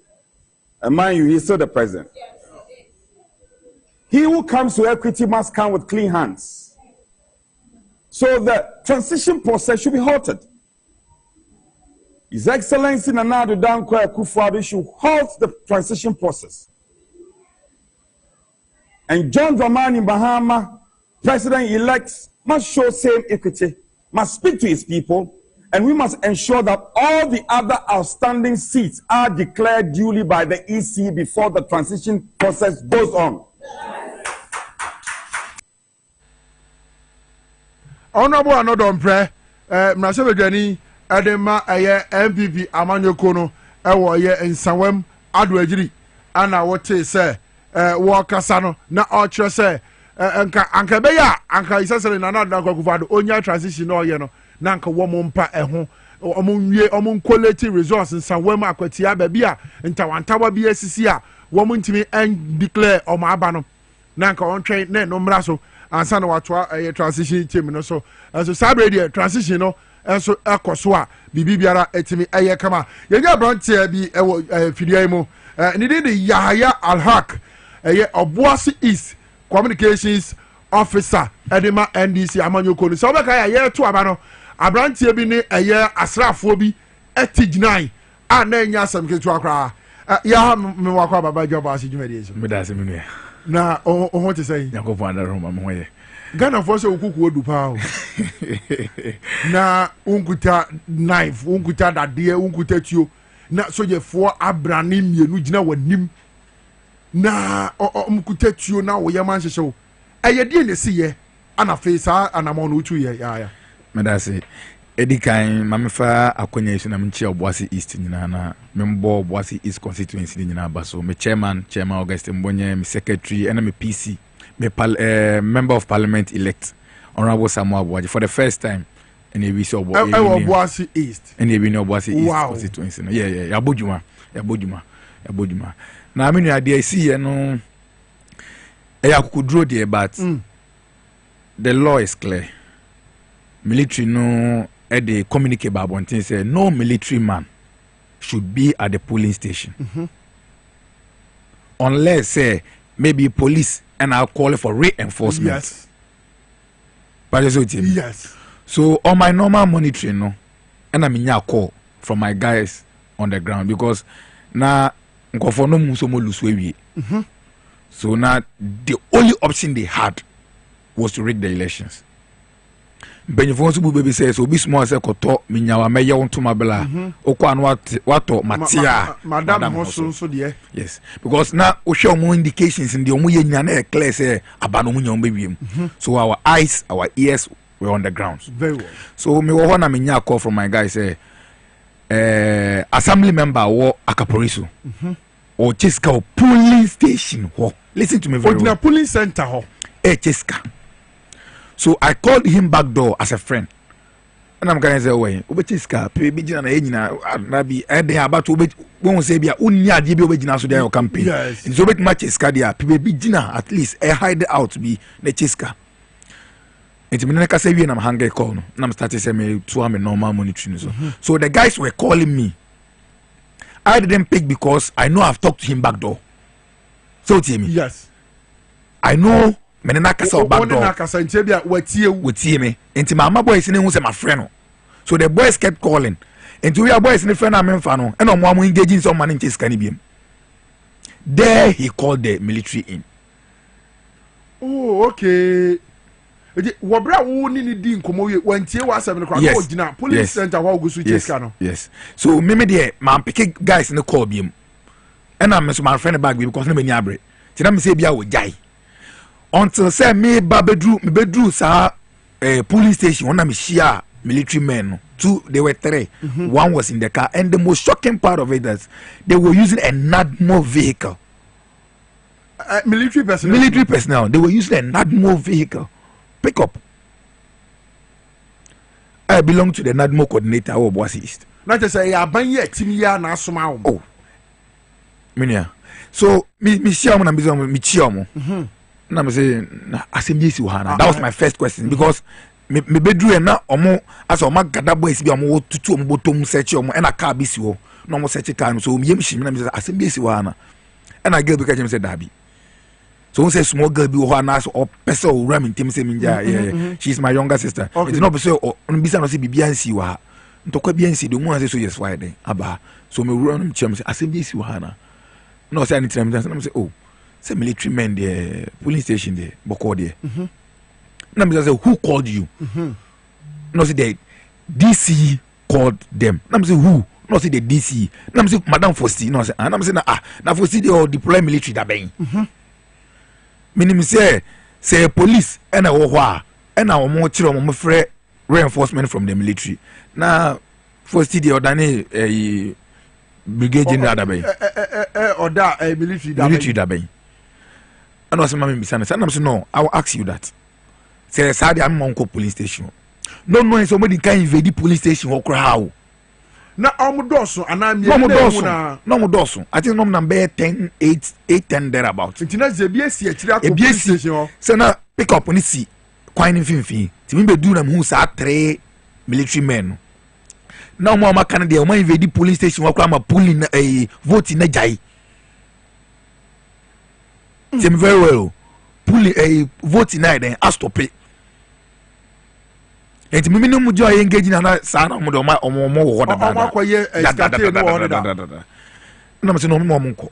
I won't allow them to go to the police station because there is a communique and they were wearing masks.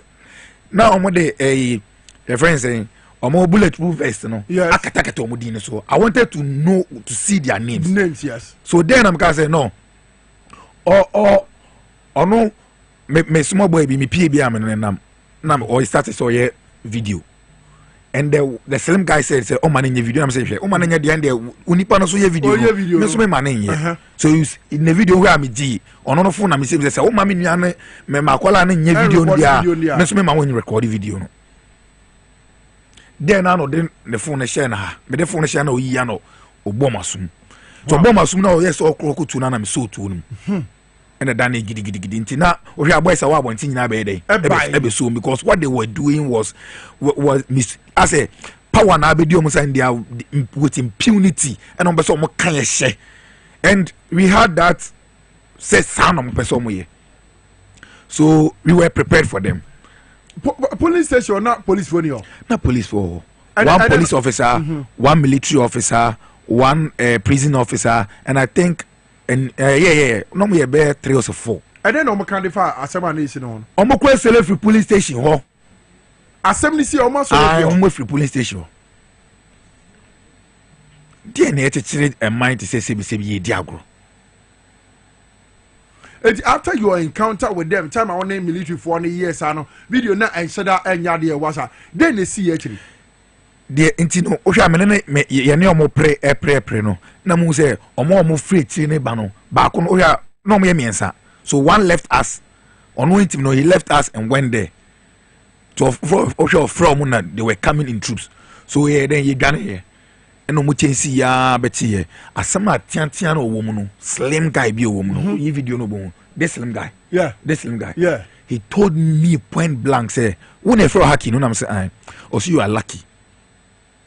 Also, what you did gave us the room to shoot you. Now, what have I done? Also, the MC cry. Or catching point blanco. I won't lie for it. I won't lie. Me tron Jeffy. And I'm appointing a bonidino. Minimum Dindy. Sassalam guy. Also, one boy has to see him boat too. I'm sure boat for no reason. And AJ military. How many soldiers for Papa? How many soldiers for? Yes. Yeah. What? I brought you away. Slim guy, yes. But when you dino, because we share the vest no akatani dino so deliberately omo ye nyina omo the vest na akatom. But omo ye soldier for Papa. Omo ye military papa omo ye ejuma omo ne Anglo Gold na ye ejuma.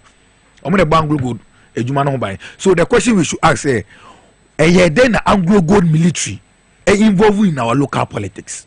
I was a DC, it me frame military said they should come and harass their opponents. Na bepe me military guys slim wire out kind of what me nya ne din o met me fashion out and now be yes ade no e wo ho no me nya ne din but say military ni person o taking on and they will take him and I'm not going to leave this no because you see am tie boy na me gina no video we o hwe boy na o video na say no wo no o down the hospital say me no kasi o bra no bosu me tie dey say me nine left one way me ti Mississippi. Apart from Sutro Ball, no, or even at the police station, almost police phone and ye almost call a friend saying, "Ye." And you want to in a down hospital now? You mean in a down? You mean in a down? I won't have done what I'm Madame from the down. It's a young to Kaketua and easy. And we had to reset Ghana at all costs. What was saying? What you saying? Or the hospital seminar can see. Oh, no, if I pan prior. Say, oh, ma'am, said ma, the tune, a tuna non a pim. Where is Suka? Mini. Oh, okay.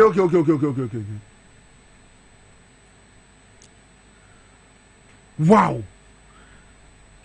And I bet him on net. No Anglo Gold issue statement bia as to say why they deploy that so yes no the military so nya bia as to say there no ba police station what be here at that moment ntokwansi wo police station basa yensi wo police station and according to my intelligence na kwa say boys in the car so maga man in Cheska no assemblyman in Cheska na wo join there cool. So what was the reason for the military at the polling station?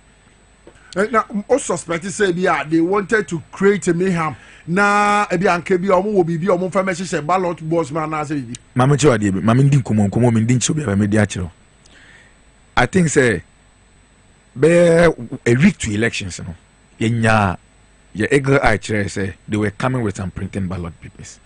So we share your results now. In Krasini Ninano, they couldn't do anything there. Because we blocked them. Yama man from we sat there. That time I pick up do clone now pick up who ye na not down away. And in some Krasini Ninano, first no with me more than a votes are imagine. And so the highest votes this election in 98 Domiabra 98 omutimi the BT a candidate no mampamhwe omudi 7 votes 6 votes. Does it mean the previous elections proya na bibi sabi timi ekuko mama I'm sitting here to tell you say me 8 months name ko jumada. I sat down say these elections difference 12,000 catch and say we must win these elections because me dear Sylvia ye say no MPP nya more than 60% was anti-region da. They rigged the elections at all time. Every time yeah I'm gonna make a true. Where am I need that hono? She what they also say fear buy to you know NDC amonyoko money dead da ho any say the mo hwe say obi entimi nye balance of na me be ma ya de yanko money be wiye na we wrap ni abde ma mamen ka se menchiro since 92 political party bia no and I say a group of political party bia nye juma to say the NDC this your friend saying current executive branch constituency national region election directorates ABC that we worked very well. Yeah, Juma say to me we were ready for power because honestly be na Ghana edru no say man ko wait now so even 30 minutes Ghana there will be no place to go Ghana again. Medasi anopay say obomode be kai ho na odi nchire mu be DC na me dey asem we betudwa NDC for mpanyin for benya akonya na mwasum under President Mahama no mo me hwe yeah, we grassroots no. And you for 150 million blah juma way for no. We've worked for it. Yes. Very well. Very well. It's Yahya Al-Haq. Dwabo Ase is communications officer de ma NDC.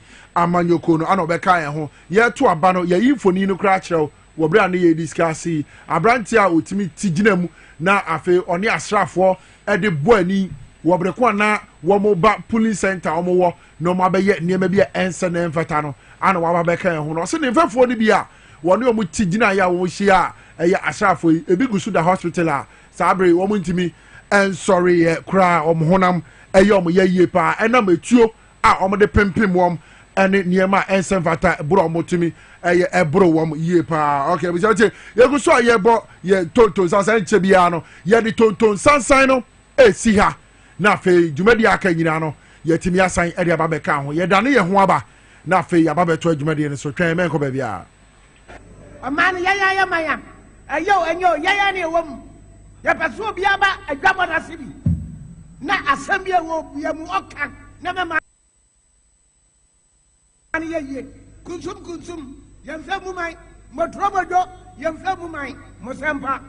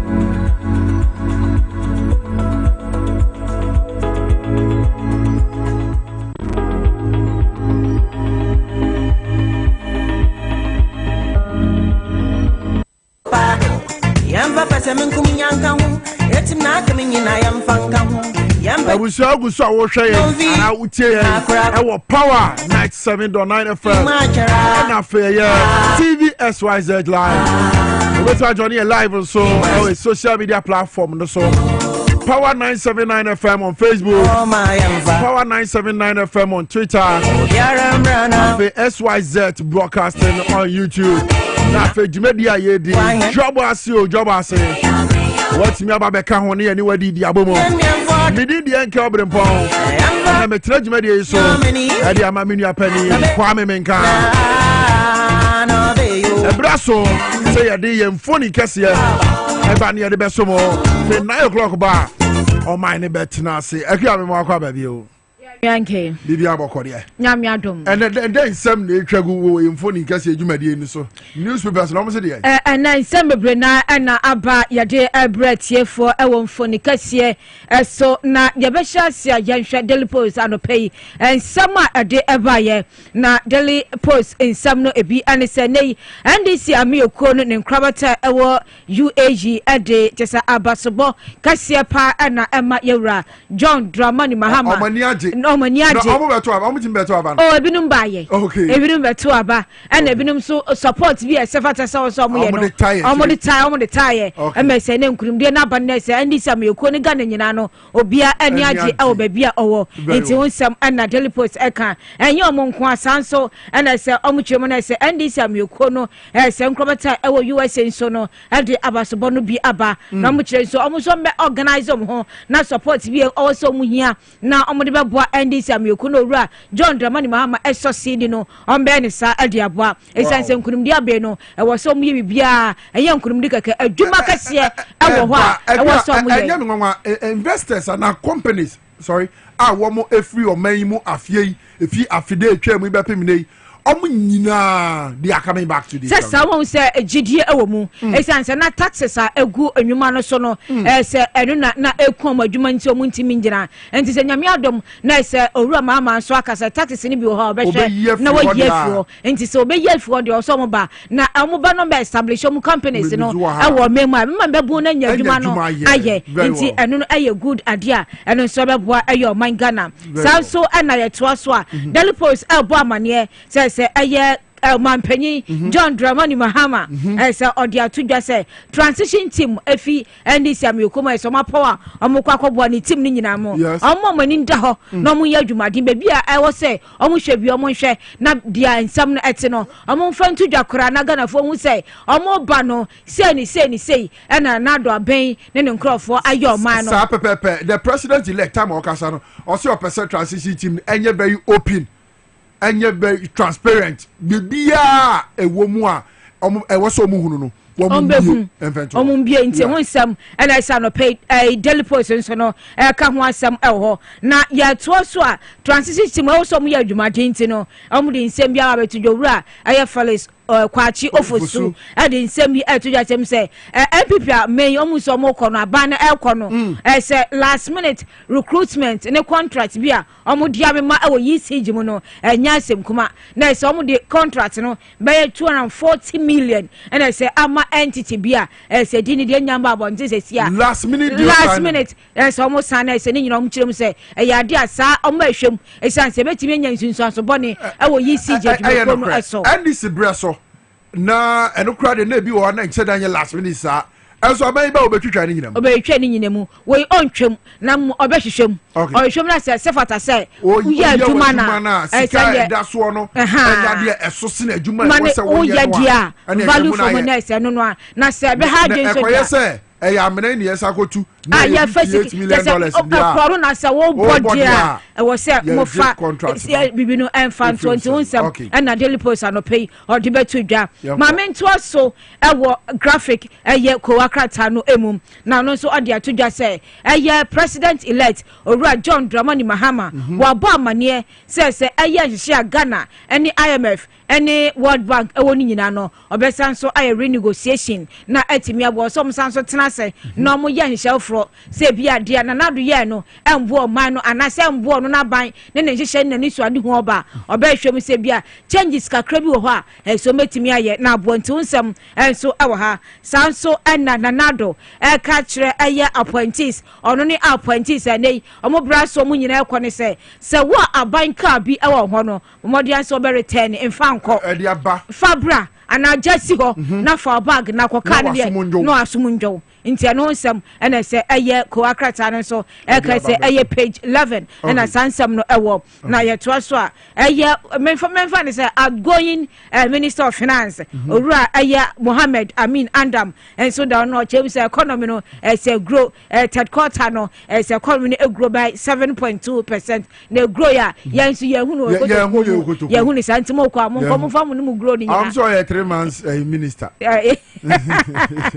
akra ya ka because already minister ntine ehon sam anonom wadibi enochi ana MPP ameku ndro mu ya nsam trofo nhyiamu Justin Kodua SHS eye post eye election violence ekoso no se okasa ye editi ase ofre se amanfo hwe na somdwe embremu na mum no bebi ananom ye no se nipa bi ka so mu ye bia anke bia nye JFK na esu general secretary ni ma bibi se enkrofo nto mo bo ase me I will not and never support any violence enya dia me support that dia me kan say what you say na so se nka omo hwe ne esi miribi na nka omo ya akyankenye ena de yakoso ikura no chese ndanse die bebrechirem se nye NDC amekuru safo ena na mu MPP fo ana se hyechi bossara we sem ho saso ena eye enei graphic okay yenko tie Justin Frimpong Kodua amra yencheni ena so press conference so machia o metima isabi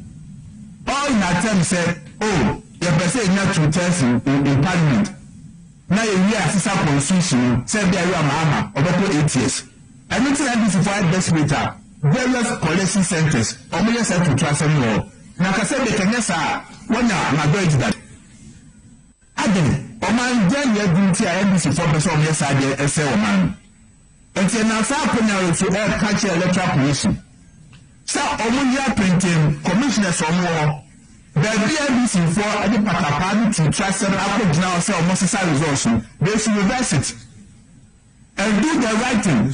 I think for the sake and sanctity of our democracy. Say by a can't get their memory. Ever if I declare a damper, say Ghana, I will choose you.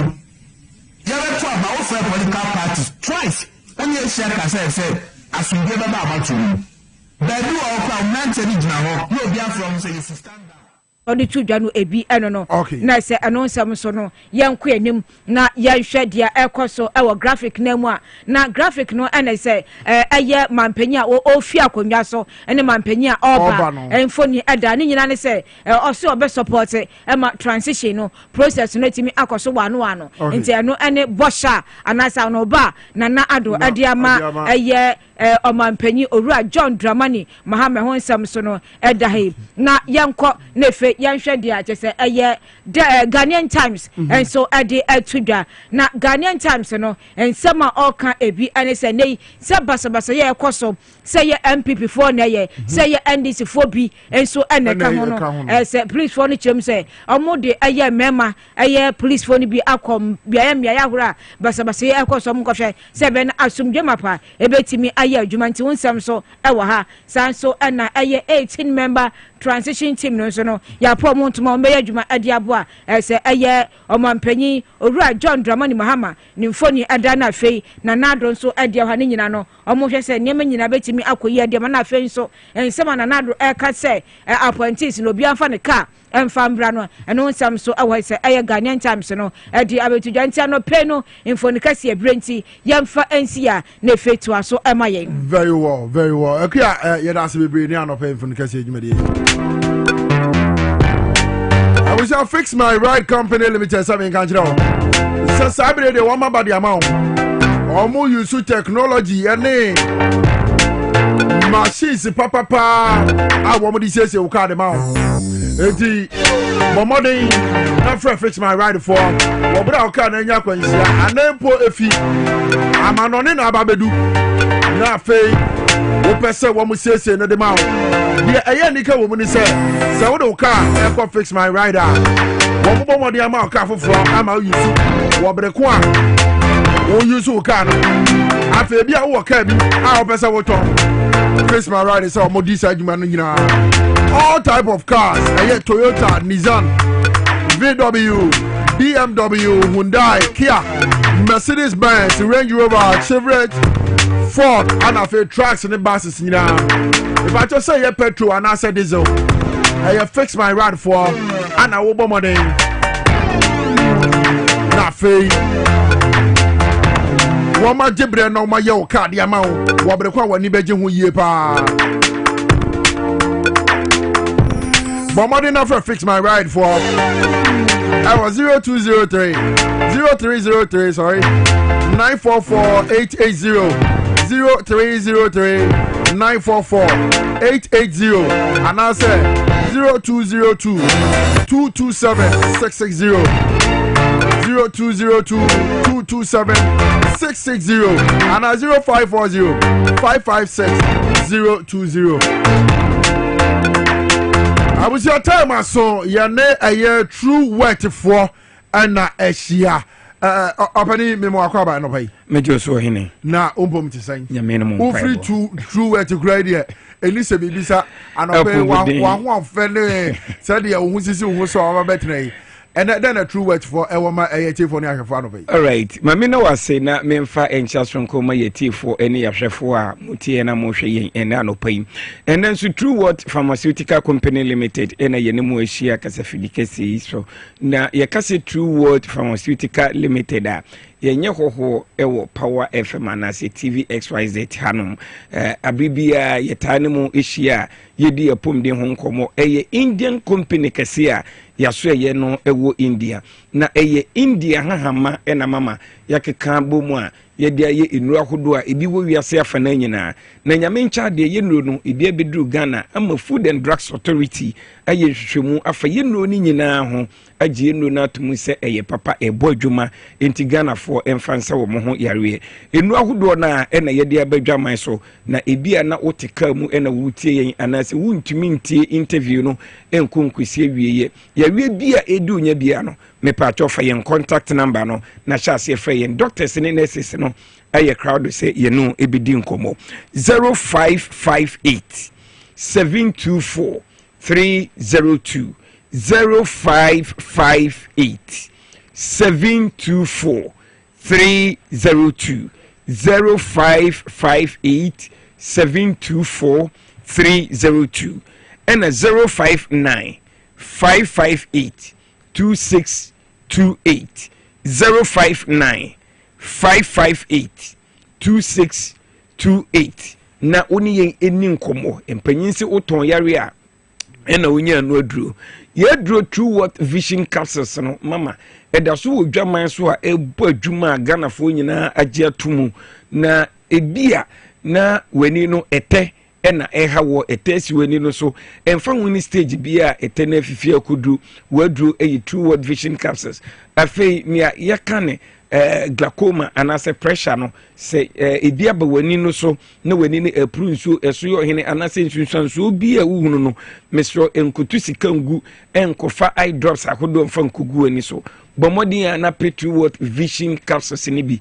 yadro no enye syrup yemfa ngu yani no so na mum o mene enwumre bia wo koda na wafa ba ko na fi enya adaje eye adwuma wo ni padua no na yi ohaw ni nyina ede afri honom abibia ya na yenya adaje echechi true word vision capsules no mu enti ene die yebeko yenu ahodo a aka no so ne yatumi afa kakra na ya chirechire mu mepa chaw ye wo true word pro still leaf ewo honom uye bema na wanya 40 years and above who standing the chance say ubenya prostate enlargement me pacho prostate na bibia ye kase aya na edi o ha kase pa ene bra ye papa nom ene ye nuanom emema no na ne etie ne se ubema no pipe na odwunso efamu no e the prostate ni emfinfin enti ye kase wanya prostate enlargement na se prostate na ahono e ma pipe na odwunso famu no ekomia no enti wodwunso a agise wo chim ansa na dwunso na timi aba odwunso na ebi akam entu dwunso wie na short trouser na onika obonse na dwunso ni bi enenam onan obi koda na jo a wo be sorry several times adwiri so mepacho uyo obi ehu nsunsanso we nyina entwen emma yemfa roba ento obema mu uni obi atena wanya sayare na wutimu se aya na wo mo bre papa enti for now wanya 40 years 41 42 45 years ede kro no bomodi na bo prostate no ho ban se ne ebe ya yemfa roba enkonkoto obema no mu na duro ba ko a ebedi aboa wo eye prostilive me pacho true worth yesan so ewo joint fortis wo hono ma eye adwuma ewo yaposo eni yenumpem me pacho uyo obi a ukotodwa ho no emututu sasabo wo so anase emututu me pacho wadu eye joint fortis ne enye painkiller na momi akofa yiya no edi aba wo nompem ene waposo no ekoye adwuma wo nipaduanum na yisa ohaw ni nyina edi afi honom ene joint fortis ntino yeni akokora na ase abrewa ewo Ghana hanom adwuma bia wo ye bia enura nwumre ne wo bubu waye mre wachiri dompe mepacho usisi etweboto ase besi na ase ne yeka ne sciatica ni nyina no unya joint fortis na eyisa ohaw ni nyina edi free honom na mepacho true what yesenso ewo aduru a yefra ni male 40s eye mema aduru bema de enyi kwan se obo edebrijo ewo se utimi bu adwuma ewo mpam ema oyire enije anya hwekura bema bia wo hwere ahomache a eya na obema ni kanya ne ho ema hu se yes ahoden ewum na uyo obi a ubema na ayemne anase wa hoden no ekofoma yewo me 40s wo hono ma eye mema do tatashe enye ne esabi yanom nure bia obekwa akonom na ho aye hyehyehyi na wutiri pa na akofa yare foforo ni nsusanso foforo ene de aba so me pa chawo wen ekosiesie ubema no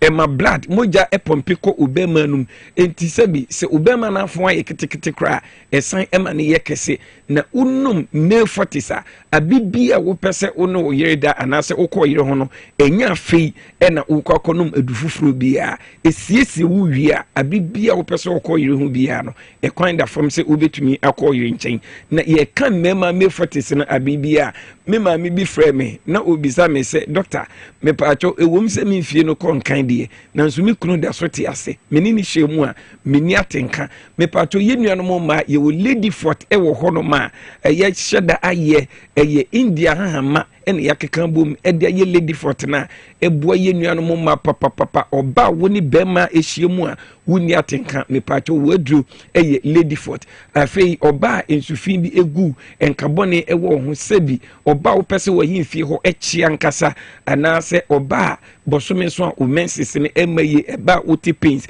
oba untumi nyinsen onyensen a na anyensen na sei anase afro no entumi nyina me pacho oma onsa kan lady fort na esiesi me call one radio station na lady bako ewo honom ye free screening ewo yasreye wo ba bi na wo ba ye no ye ma ne aduro lady fort ni bi e ma ne kosohwe the next time ohia me eno sidok moduro no eye kama papa enkaboni any sister na emani nyina no esiesi bibia intimation da ko na makokoto aduro ni bi minua ba wutimi bomodia na lady fort ni bi na fasisi wo ho na ukunu eni enje wo ho na true worth yesan so ewo nerve alive na we no na me pese etiefo amutie yen ene mo amohwe yen mutie ni ye na mutu anamo obi a wo yare entinimu yare wado eye nerve alive a ye de aba na nerve alive no sene amanfo ensidi ho adanse no ese wani na ense okache me pato obedi ehunu se wonya entinimu yare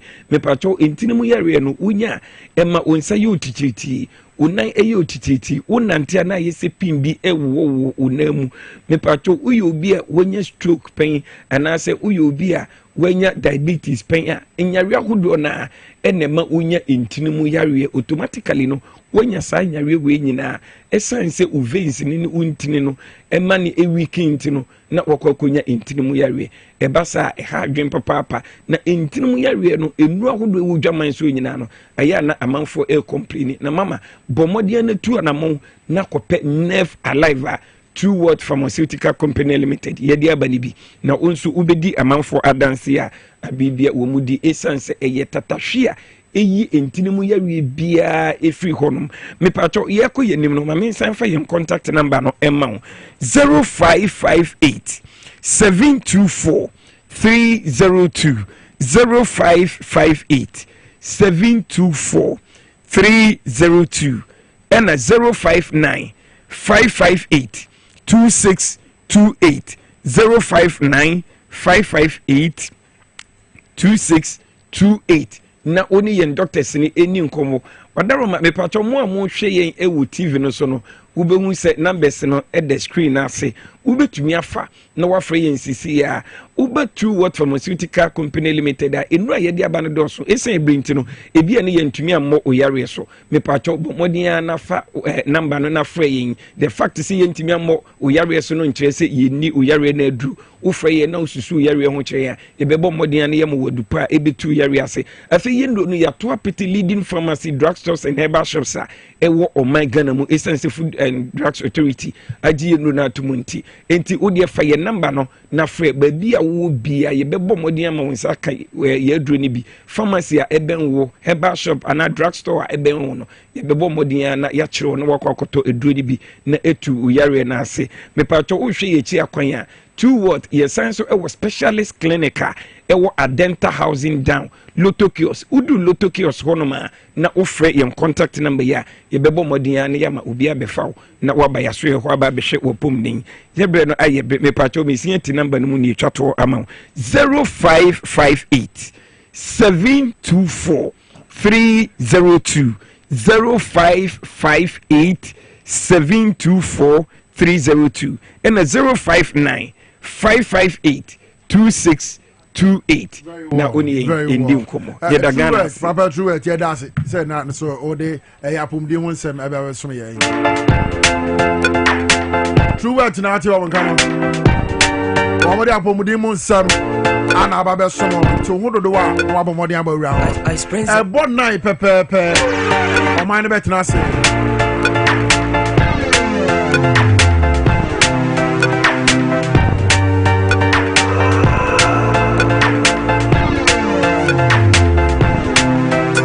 na fe ya den komo wo ho nyina no atimi aba na odi aba besomo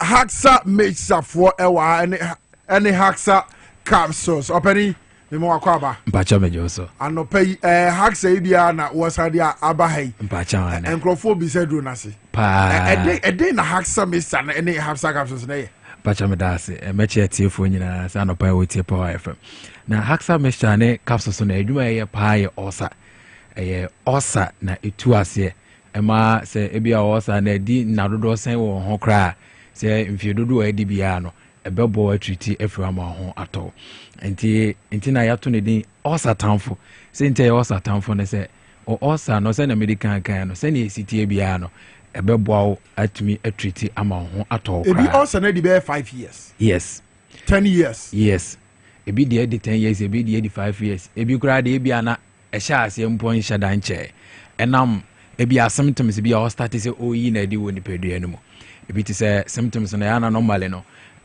ya ne hu ne say bi a ulcer ansa na ebekọ symptoms na ye won yema hodo bi ho no ma e de ulcer ba na e were two main causes of ulcer na ulcer na say e ka ulcer ankasa e ka ejina ho ma ekro nti ya no normal ye obabi a eto nti baby eto na yeto din nti bi ti say ebi eto skin na e fe ne blurry ulcer ni mom de ebe kan ho asem de ye de eto uyefunu no mu anase eto wonsu no ha ye de eto yefunu no eto wonsu no mu enti de eto wonsu no mu no ene ye fe no gastric ulcer sorry de eto wonsu no mu ne stomach mu de fe no peptic ulcer ni mom de eto yefunu no mu nkwa na ye fe no gastric ulcer ene ye esophageal ulcer ene ne ye umini mu no ene ne ye de efa baby a woduan ne wodi dia ulcer ne bitimi to ba chawa ne ho nyina ulcer ne bitimi to enti se saa nneɛma wei no mu na ya enam so ma start se wunya symptoms bi e woni pedua no mu enti se bia wo de ne gastric ulcer ana se wo de ne esophageal ulcer ana se bia de ne peptic ulcer de down so no mu no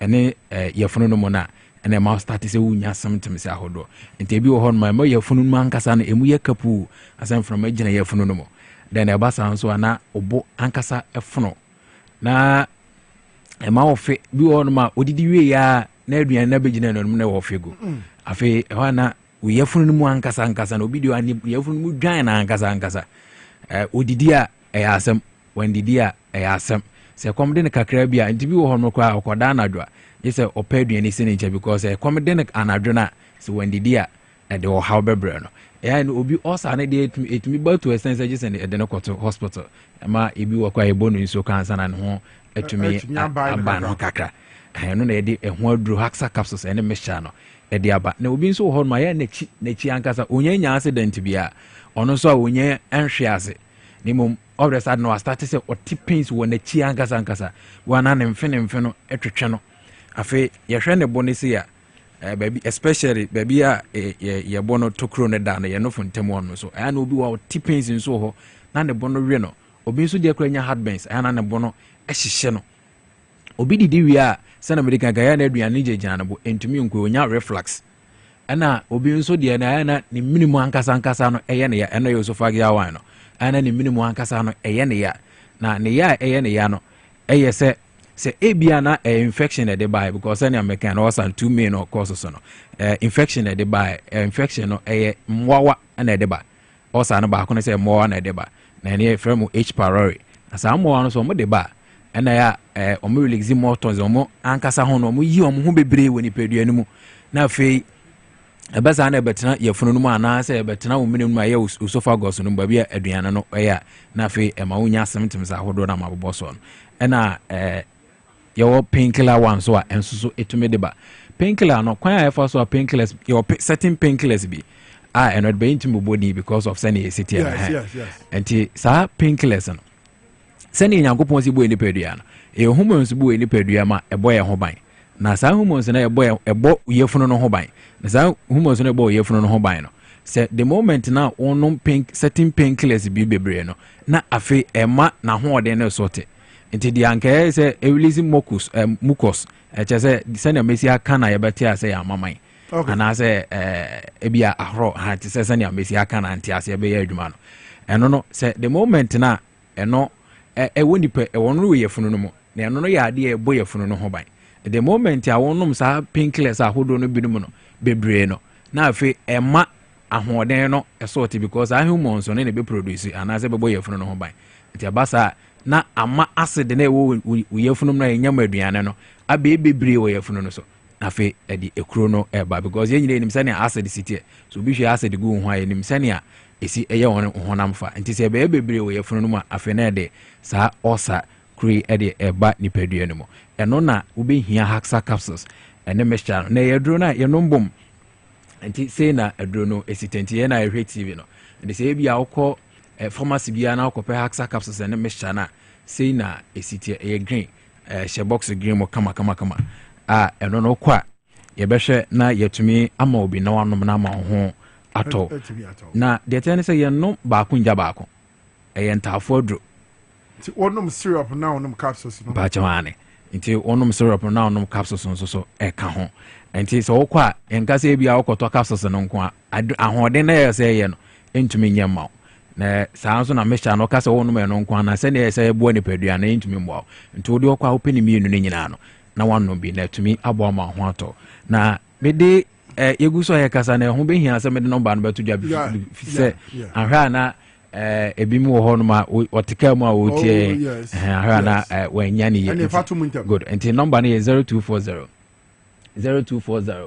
238310 0240 238310 anaasɛ 0203 822 855 0203 822 855 nti nɔmba yi fra a na obi wɔ hɔ ma ɔpɛ ne dodoɔ atu atɔn saa kwanya no wɔfrɛ saa nɔmba ya mabobɔ ya onsa ɛbɛkan obi nso so ɛwɔ hɔ no ma ebia na wakyini ɛwɔ pharmacies no bi wɔ hɔ na meka wɔ yɛsi so sɛ obi a wɔbɛkɔ pharmacy bi a woka sɛ wopɛ ɔsa tamfo ɛyɛ haxa capsules ɛne mixture no sɛ ebia wɔde wokɔ na sɛ din na yɛabɔ no haxa no ne bɔ no yɛ wɔde a wɔde wɔ so wopɛ ɔsa tamfo aduro ɛyɛ ɔsa tamfo aduro ɔsa suro saa no ɔsa tamfo nti wɔde wɔ so wopɛ ɔsa tamfo a yɛde ɛbɛma wa amoa no bi na wokɔ na sɛ ebia wakyina na ebi ni hɔ baabi a wɔ no ebi ni hɔ no ma ɛho bɛhia sɛ wobɛfrɛ yɛ nɔmba no a mesan yɛbɛsi nɔmba no so bio no baabi a wobiara ne yɛbɛdeliver de abrɛ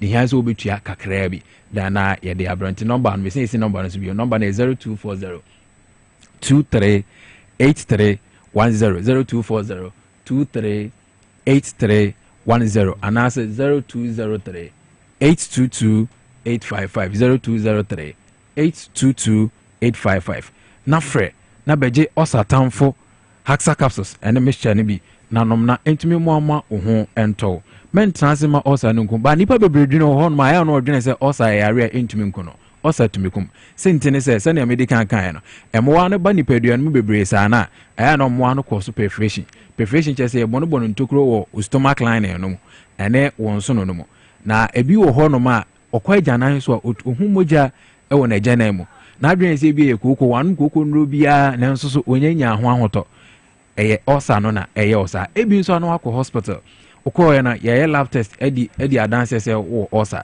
anaasɛ ebi a sɛnea mɛka na obi bɛte asɛ ne yɛ endoscopy yɛde ahoma bi ɛfa wɔnum a ewi yɛ doctor kan sɛ wɔ ɔsa wohia haxa capsules ne mixture bi ɔsa tamfo aduro no bi wohia saa aduro bi nanom na atumi aboa ma ho atɔ ebi a obi kɔɔ na yɛteki ne stool sɛbi yɛfa na agyanan kakra ɛhwɛ no yɛhu sɛ ɔsa moa ne bi wom wohia aduro yi wanwaso ɔsa tamfo haxa capsules ne mixture no na atumi aboa ama ho atɔ adanse die egu so a ɛkɔ so nkɔfo di adanse na ɛba no me ankasa na mete ha no medi ho adanse bi firi sɛ aduro no me ama nom bi na aduro no obi wɔ hɔ no na sɛ bi a obebisa sɛ aduro no sɛ menom a edi mpredodo sɛn ansa na sɛ na dodo sɛn ansa na ho atɔ aduro no deɛ o start sɛ wonom na ho improvement wɔ nipadua no nti sɛ wo deɛ ne sɛ mfie dodo bi a edi bia no wohia haxa capsules ne mixture no na atumi aboa na meja ha kokra no number ne de ya ade ɛho hia nti sɛ opeke number na afrɛ na yɛmfa aduro no bi emre sɛ na maka no yɛ me ahodo bi mu wɔ hɔ so akwa obenya bi yɛ na wɔ Madina no Randy pharmacy ekwa yɛbenya bi ɛwɔ saa nso na ahyama ekus pharmacy nso so hɔ no ma yɛbenya bi ɔmo mo kuma asen so yɛkɔ Dani Herba ebi wɔ hɔ ɛna occasion drugling Kings Walk ebi ɛwɔ hɔ nom sɛ na sɛ open dodo nso atu aton a what your friend number and answer so person for being so memorable baby I will be in deliver umbrella so what your phone number is 0240 238310 0240 238310 and answer 0203 822 855 0203 822 855 Haxa Mesa ne Haxa Koso Siedamasi I was saying to be your mind better now for Western North Regional Communications Officer and this Yamanyo Kono anyone more counting in Common Sabre dear Babako and Spanish herb of war a babydin come up woman will pa our more as Sabre one more day bois na apomudin Timmy across ye kama pa I will on my Ghana muha.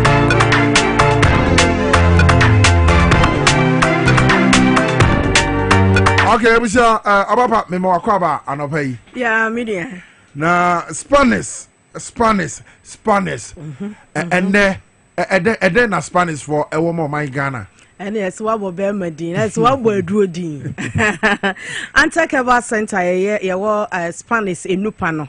You didn't just from Coema Ghana for you. I'm a Dr. Penisman can't Ghana for you. Now, some way, dear. Say, I say, so now, dear, I might be brave, ya.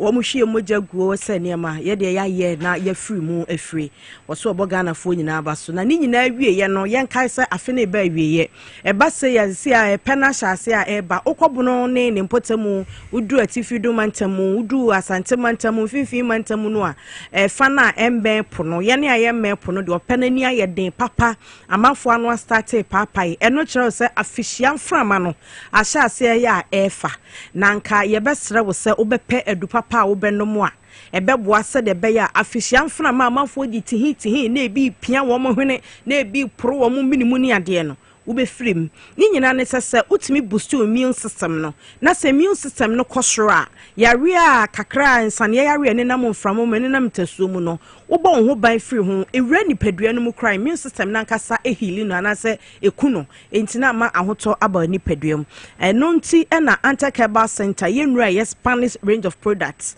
ene de me ba ya kamenya no me ensa no Spanish garlic capsules, Spanish garlic mixture, and Spanish ginkgo capsules. Now, when you said ye no, so ko baby, na se aduro no mu ba ko pe e na wo ho no mu ato. Enu no me ensa ne se mu ba ko na wo ato. The next place abeko obi nso akwa akonya foforo. Baby abeko no akwa akonya foforo. Be obi nso ha baby abeko akogina na no wenya bi. Baby abeko obenya me ensa ne nyina na doso. Na mesra wo se de yeto ye aduro ntantem nti no. Ebia na awakwa akoto no obeto, obeko bio. Anu asana wo kono eso asanso na anu ko ene egu ho bebre o enti se sika wo honko ade a wapomudin hia enti wo de oto 2222 na egu ho no mo a wanu 11 na wie na fi wakwa akoto another batch abegu akiri se de be ya abrebia do ho ebeto so ye dro bi ni Spanish garlic mixture garlic ankatwade ewo enema bebre ni aka bom ede aye ye dro abodie nyansapefo a ewo Ghana ha ni wiase amansam sanse de enu no bi nso kwa bruchiri wo madanse ne say de garlic aye nipadua mu no ebi wa yadro ne mu yanka twade ye other 13 saponins e ka ho no ni nyina ye adwuma ye very active ekọ nipadua mu a eya ade papa ka garlic ne ka nka twade ne ka wo a wo be properties a ye similar na same ai wo mu a ebi akọ nipadua mu a ekoboa se de be asade boni nyina wo nipadua mu garlic no eboa ewoniase ne eboa se de be a mogya no mu be ye ha na se po aba mogya ni mu a ana mogya ni mu ayedua ebesanim na se sade boni ada ba bi ebe nane no ma hoto aba entimi nua wutie me wo nan ayo titiriti wo nsa ayo titiriti wo da sori a wo so nipadua na niam susu ye ehwa wani asepo se cha se de akomasi ho ehwa wo nsa ba bi na epo ehwa bon se tichu yanim ena ye na etapo saa odofo mesre wa eye bibi obeka cho se enye hwe me se eye bibi me mpese me bo hu ena asam no ni ti a wanyina ne se edro ho a ade na atechema wo nipadua mu eda edisa no ebe ye free ho ye friend Spanish garlic mixture ye dre ye du nsu a ye de egu akotoom na hu ya daka no ho a dro garlic ene ankatwade eda ho mesre wa behwe ewo Facebook TV XYZ ana so bebra kohwe TV XYZ se de be ya uhunu a wobetimi ahye ne nso wo amutie ewo radio so no mesre wa ye kala no ka kwen no ho se yellow ena ne so aye ne ho te se orange na ubohu se ni nchem no toa ni nchem ye mie ho akom ena ye di green afa ho ena ya tro Spanish anti-herbal center ewo ho eno na ye yedro no ankatwade ne ye wo da ho tie ankatwade ne ye wo mienu eda ho a ye garlic no ye fufuo ankatwade ene garlic ye garlic ne ye fufuo enti hye ne nso mame odofo ma no yedro yi o emema nso no we oba na wonom Spanish garlic mixture ahotoso ne say o mesis be flu kama ebe na ne ya sadeboni bia ebe yi ntini ni mu ama mogya de afusane na aboa ma wawode no nsoso aye kama enya hoden sanse so mesis ne ntimi flow yi a ya na ha adwen pe no na bosome be so bo se de eba na yetum because last month de na ntimi empie yi ena this month de no nsoso epia no enti last month de na ebepie na abotum na bisa ho se eye enso ne enti koto Spanish garlic mixture do no binom ebeboa ayi wo how bia wo mogya kwamu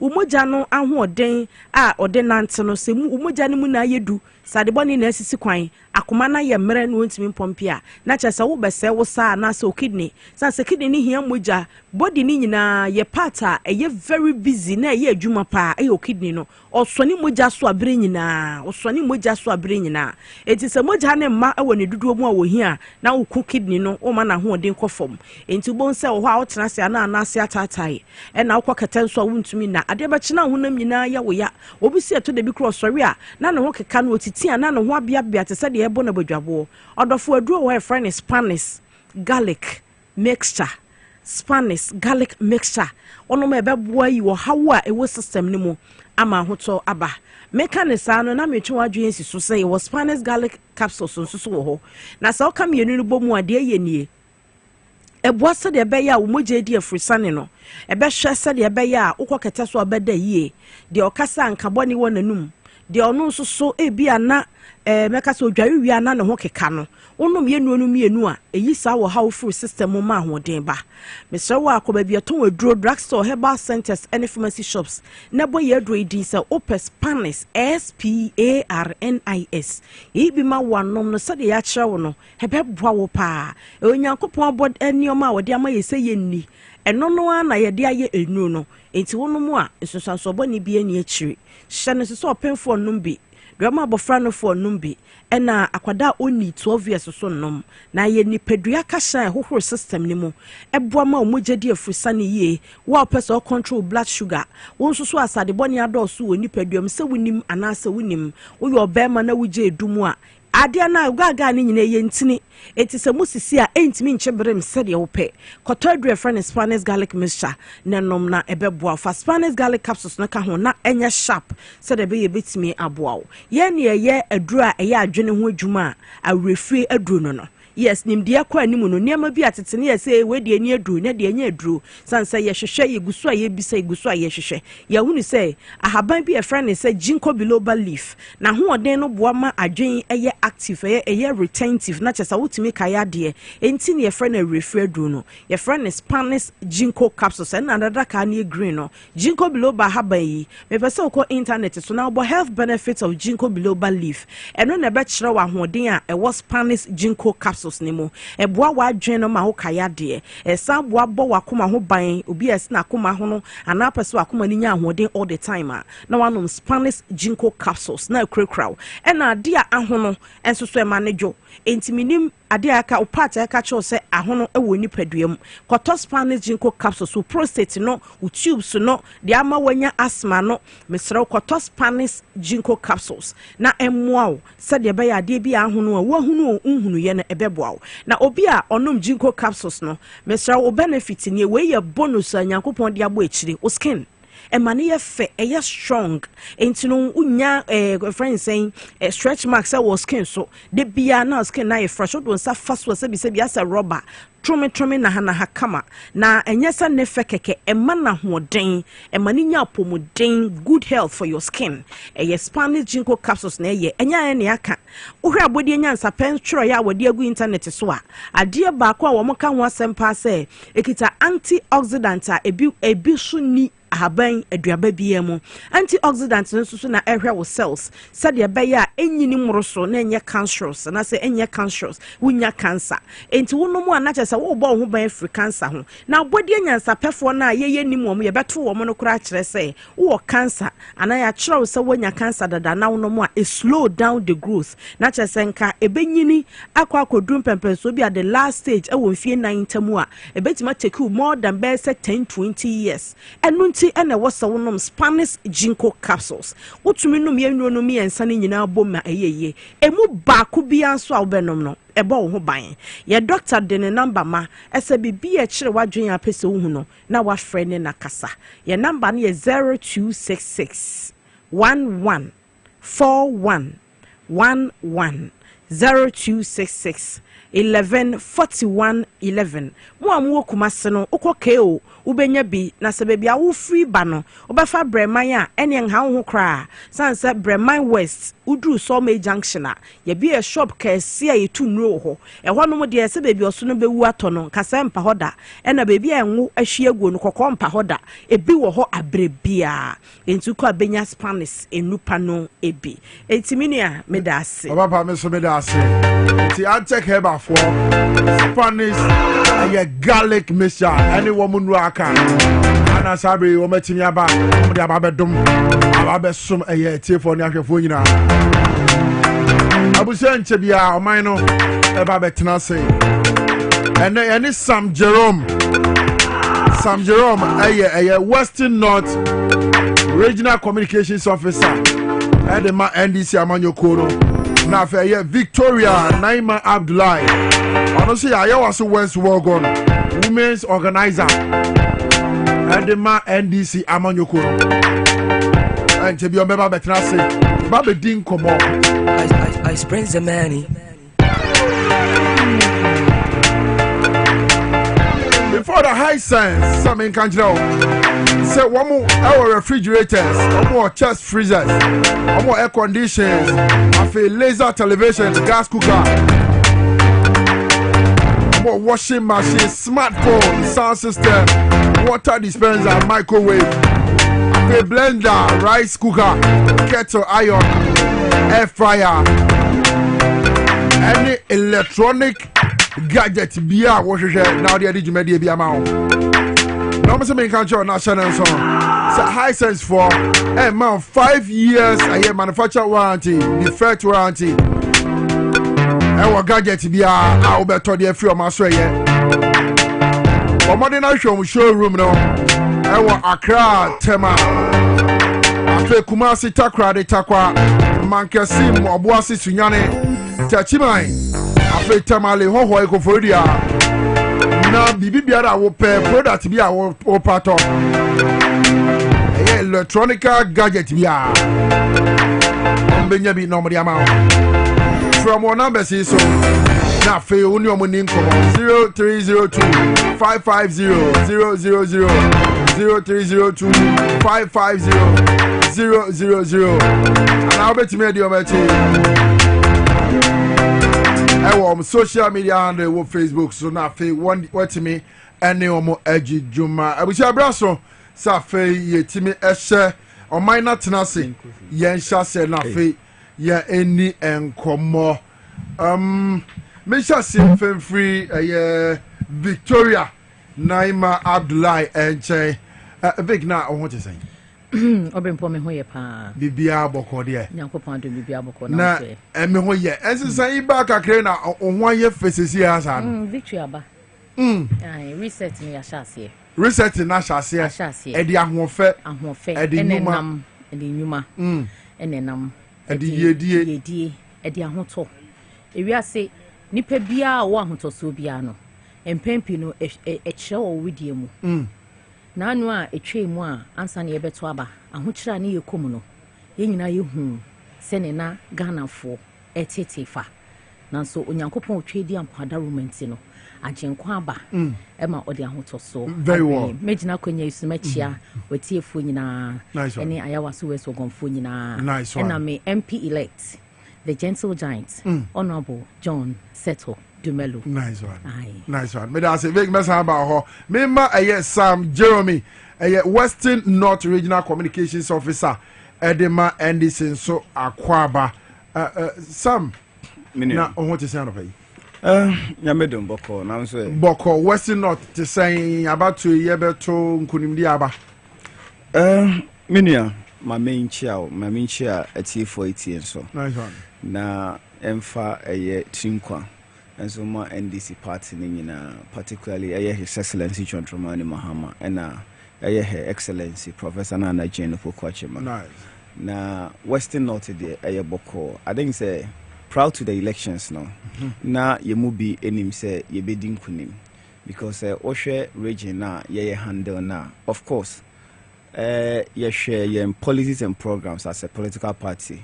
Anyhow best that you be to communicate to resonate with the people.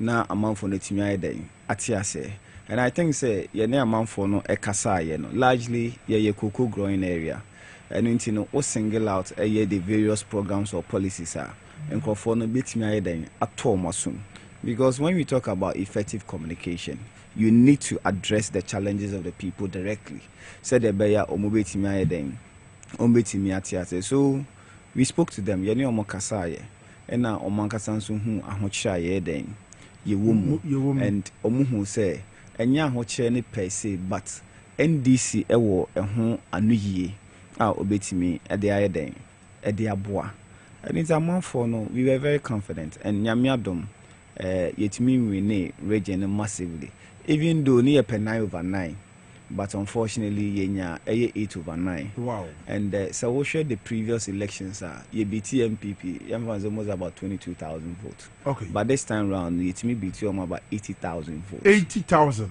Yeah, about 80,000 votes difference, which means say yade na Western North then ya we ataso say ye betimi aye atwuma e the President Mahama abapa. Of course ye share ne bo e ka kire no say nyame ya adoma this is the resource obeden and all the predictions are you predicting ne eye ahotoso aye man nya aye no eye den ebam so my main salute the people of the Western North na member omabaso for eye their sterling performance they put up. Okay, very good. Some message about Victoria, she and Komodina say. Now we are looking at the incoming administration, which is the NDC. Eba, your expectation, the Ghana for Keka, Ebinuma, His Excellency John Dramani Mahama, and you almost sign Eba Bemukra, Ebinuma, not on your Mohodida, and was saying for Frodi Afra. This time around, what's your expectation? And then I watch you the free abayin Wankasa in general. Yo, Major Kwenye so na Mama, His Excellency John Dramani Mahama. Mama no tinkwa na ya congratulate no for Jumadin awaye. If you say papa bia the victory of the NDC no, he contributed massively towards the victory, because this is a man about every sector in terms of from branches to the regions. He played a vital role. Or share branches bo say Obama t-shirts na yet media ye nyuma or share branches bo so Obama sika na branches fon so media call grounds e de akoye adwuma e bo a o share ye nyina odi ni nyina so and which region so all the logistics that every single department be here say be ya e be mo adwuma no e be konkan obo modern e share edisa e bo share ni nyina so na eba election directorate in so otsena senior omo pensem he was actually directly involved every single step of the way no na oye directly involved. So this is a man nyankopon man akwenya obedi Ghana so as president no wan tomo ajeje mu that expertise now he garnered during the period of presidency no he actually imbibed it in the campaign of 2024 yes. And you see his obia Osha transition team krana why they were setting no were far carefully crafted selected people with the undisputed woman Dr. Valerie Sawyer as the center of it all. That was strategic. The number also wasn't a number that you could complain about. It's a sizable number. Yes. And these are men of competency, with a woman involved to be able to see to the transition. When it comes to transition, it's about going to sit down and then discuss, and then see the necessary steps to take to put the economy in the right direction. Mm-hmm. And he has put the right people in place. We so eko koma ebosha washe Ghana for say nyame adom ne yeto abamana ne eye ne cabinet no, he's also going to get a sizable number. This is the beginning of that promise now waiting or promise Ghanaians.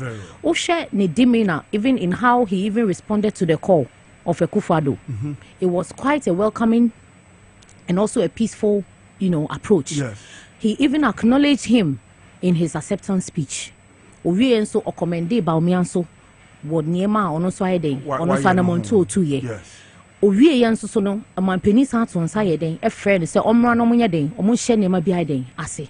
Ye frɛ no na no yeden otu anamon. Even in his acceptance speech he stated it say Wednesday omampani si nhia ampanso odi so pepepe e ma omko kohyiaye e ma de wo so omoye bia no. We all saw everything on TV. Yes. Ohwe ne dimi na nimpo ana oni omampani e koba na you could see said this is a man of peace and a man of valuable character. Ghana for enya achedie and achedie ye is Excellency John Dramani Mahama no. Emra so say ye nyina ye be sonimu na ye de no yetimi abɔ ne ho ban na ɔde akɔ bɔhyɛ asase. Very well. Me be mo kakra. So wo hwɛ nsɛm a His Excellency Nana Addo Akufo-Addo ekekai MPP amanyofo ni bi kekai ye mfa tumi no emma NDC for da Nana Akufo-Addo say obi a defeat ni 2 times. Me timi mfa tumi ni ma no. And so no hwɛ wo hwɛ transition ya deɛ Nana Nankasaka any the His Excellency President elect John Dramani Mahama naka say transition go smooth and now show pictures videos almost seriously ususu say dey ntina sabe dey Nana Dankwa what brand was na what ba for more obomodi ahwe say transition be go smooth mpenifor kan asem bi ana say ekuku damfo kan asem bi say power corrupts, power indeed corrupts. And emra na to me ewo His Excellency eye Nana Dunsem no eyem se na efro no ema because on say beginning ni nyina no na oyobi a ase to me die no ade bia no hu ni say ni bona fide right yes sa no hu no enti ebe kan ne nsa no na akwa ti say he said de me pene me nsa kan wo ye me say e wo say me wo ye me say e wo say me sa ne vindictiveness no eno na etimi erupt into arrogance to me ni gusukuta no adenti na ensesan ba say no the overwhelming majority na Ghana for ediama His Excellency John Dramani Mahama any NDs no Nana do oni to me biabio Ghana faji to me no Ghana and necessary no Ghana ye Ghana dia ena His Excellency John Dramani Mahama ne da no Ghana faji Nana do say emra ye de ma wo no a one fo buo ama ye Ghana fo kasa no kasa ne de kasa keke on say slogan nearing ne sa ne mane de ade MPP for me ade on ho pa waka de obeka but the point is the reality now no is for him to succumb and lay down his tools. Because even at the polling stations, we saw people even in struggle with military men. Yes. Me kwame bisa me ho say, and Rollins military ni. Is this today's Jerry Rollins military? Yes. Jerry Rollins time military. Ubetimi na agina say agina hwako. No. But enam amemu ene kwan boni a MPP aban de Ghana fa so ntino. Ye tam obi anase ye freni pebi. Ye nhwe ne ye bia. Ye nhwe ne dimina. And one say because of political gains, omo pese omo wini overwhelmingly when it comes to security for abattoir. Inti no omo fa nipa bia keke se bitafache ene ye de omo koto military nim. Inti a whole military officer, you see him in camera with uniform say or video military in Ghana. Omo Ghana military ni ma se papa ye. Inti no if a military has even been defeated, am ya genitwa. Na commander in chief of that military no. No to me be na sisi awobi very well asem ehun hia me pa with the current administration na omoba betina bem NDC amanyoko no say the medical kai no pass uniform appointees na bi ka ho omo sign aba abemo say wo hwe policies His Excellency John Dramani Mahama any NDC amanyoko ndi go ho be a 24-hour economy enkokon ketengeti ye beje ntre ha wo man Ghana mu anyina ene nsemo a yehunu say betimi abo man Ghana within these 4 years, can they deliver? His Excellency John Dramani Mahama, at the 4 years, and the developer Ghana, or the 4 years, AC markets, or the 4 years, AC schools, so that we could extend the day schools in order for us to the progressive education and not all pitching. Nanka wetimi the idea, Eddie at Sremu, Nanka ne, free SHSA, Nanado Nena bind the buy no. And can then nevertheless, or the initiative akwemo, and for him as a nation builder who has done it before, no, free SHS extension is something that His Excellency John Dramani would deliver. He would deliver at it one because your day schools ne bebre can rim. Was say you know, ye hear sika kakre bi ne akwa kusisi. Ora will take effect, and so monies will come into the economy. And so we'll be able to develop all of these institutions. He's bringing agri business, enhancing it into Inuani Bebu, Eman Kolaniko School, or many Inuani Paide. And yet necessarily say, and Crano, I was so many na a boarding school. Ye bet me the day schools ni biaba, send a bear more funny be bet my day, aqua and no by extension. So that gradually we can translate them into the boarding. And Pempi no say na ye pese ye serve the interest of the people, which is against government ahoden. Very well. And no ya na e de or how ye den e ba ye so. Okay. Okwa amanone enyina free education omo ye ni nyina no dodo na nkra no ko no day school. Oko school no I dey no abafi no aba betina se. Okay. 24-hour economy, it's already there. Oko ye hospitals near there, they already operate 24-hour economy. And you know, various government sectors are almost a person mobile on board, you know. And that is the message that the people of the MPP people didn't understand. Okay. Are no more propagating in different terms. The 24-hour economy, you know, is going to be like a platform where individuals or private entities can also enroll on. Then the government can subsidize with whatever incentive that they will need to be able to fulfill the 24-hour economy. No. Now, in Kokon Kitinkiti, you can wasem ene bronya na be. In Kokwa ye tone na no musu sansa no be nyi be ye nkokwa akese ne ye kwakoto. Na se yeka se be Kokon Kitinkiti na wo de dane serie na de munima ne se mu kogina stage so na atomo ne asane sisifia ne eyi apekenyom e na mu de sa. Ene ukọ omo campaign we upe omo gallery and I call omo way one the one say omo jina stage so na asankwa omo ni message bia. But you see one thing that make us say enkofo we mesu afi omo ho no any the confidence in lying to Ghanaians and deceiving Ghanaians. Very well. Meba ho. Me person this ye be fa sa suban ni bi mum. But ye ade o say ye hwe ni steady. Say na be betimi dia boa ye mpumto in the future. Very well. Vic me das mesia ba ho. Me nko Sam ho. Sam say wohwe say the medical abobo so de da no. The new administration eba the new ones ababa beka ho omo de da expectation of Ghanaians, expectation of Western North. Then na wo hwa Ghana for ehwenim no mususu ombenya de free ndc abaye samba abaye mu bio minio mame sanda sibio I think say I hold the same position as President Mahama because oshe the demeanor of President Mahama, one, he is not over celebrating ASR victory and yes and ninja, but one, he has been there before. Yes. Why president? Yes. So naturally, en sheda nye adefuphobia. Number two, oshe the task ahead. Because oshe ne acceptance speech na. Or can say eye aban way throw ye into the abyss. Economically. And no say eye the enormous task ahead. It doesn't cause for you to jubilate. So what I say, Ebio say osha the outcome of the results. A Ghana for the buyer.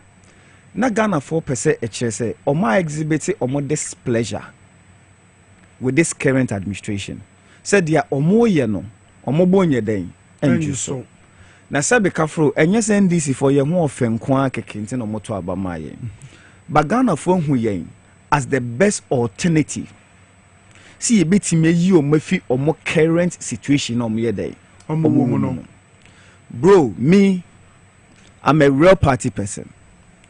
From branch to constituency to regional level, even to contest as a parliamentary candidate. And unti minim party for non so then expectation. And going forward, we need to marry the two. The expectation of Ghanaians, that is the generic expectations of Ghanaians. Yes. Say obema ya sitina ni abrabo maye dey aye eno na yehwehwe.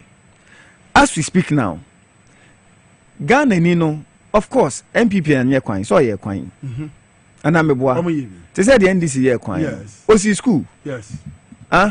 Osi school anye kwa last minute obi a hospital ba akumienu bi, but Ghana ni no in no and then no yede ohwehwe. Because let me tell you, I always argue say ene ameno ka say ye won first ka bi mo ha omode omma school wo UK. Yeah. Adentia because they can afford. Because omoye adwuma omunye sika. So the bottom line is if Ghana ni na adwuma SM ekoye na onye sika wo ne botoma say nipa kon betimi aye eventually everything our person ye dey. So near Ghana ni hwe sisi ania wo hwe sisi a say wadwuma be ye cost of living be den ebeba form.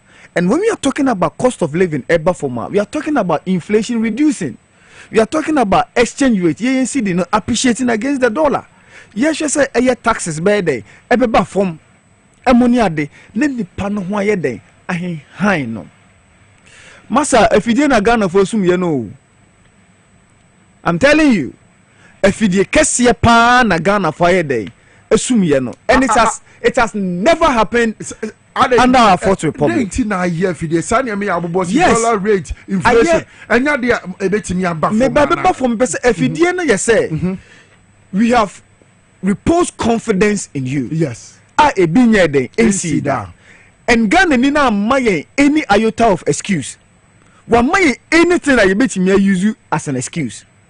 In terms of one, Wama Parliament. He has delivered Parliament to you over 2/3. Over 2/3 were delivered at the amount. But just what I say. Yes. Or the amount. So Obe catch a gun and in say MPP ni medibibi ko Parliament or opposition it doesn't wash. So that excuse na nyeden okay. Now we say within some few months you be setting obnoxious taxes are there a free hole. Now you don't have any MPP person to object. MPP for no crap we can run Parliament. Yes. So as I say, we can run Parliament. Okay. So we don't have excuse there. So as I say, we don't have excuse there too. You need excuse there.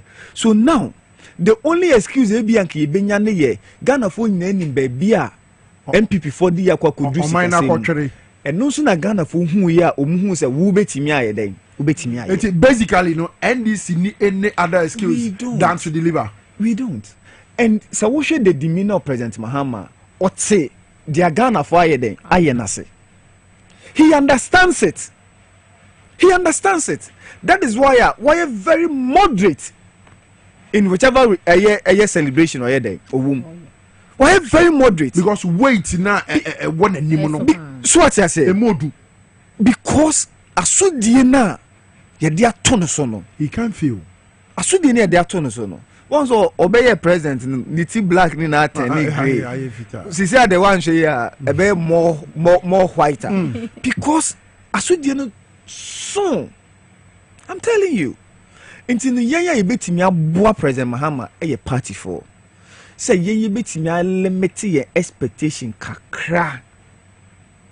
Pacho so what I say. Yano because yano ni wo fie mu.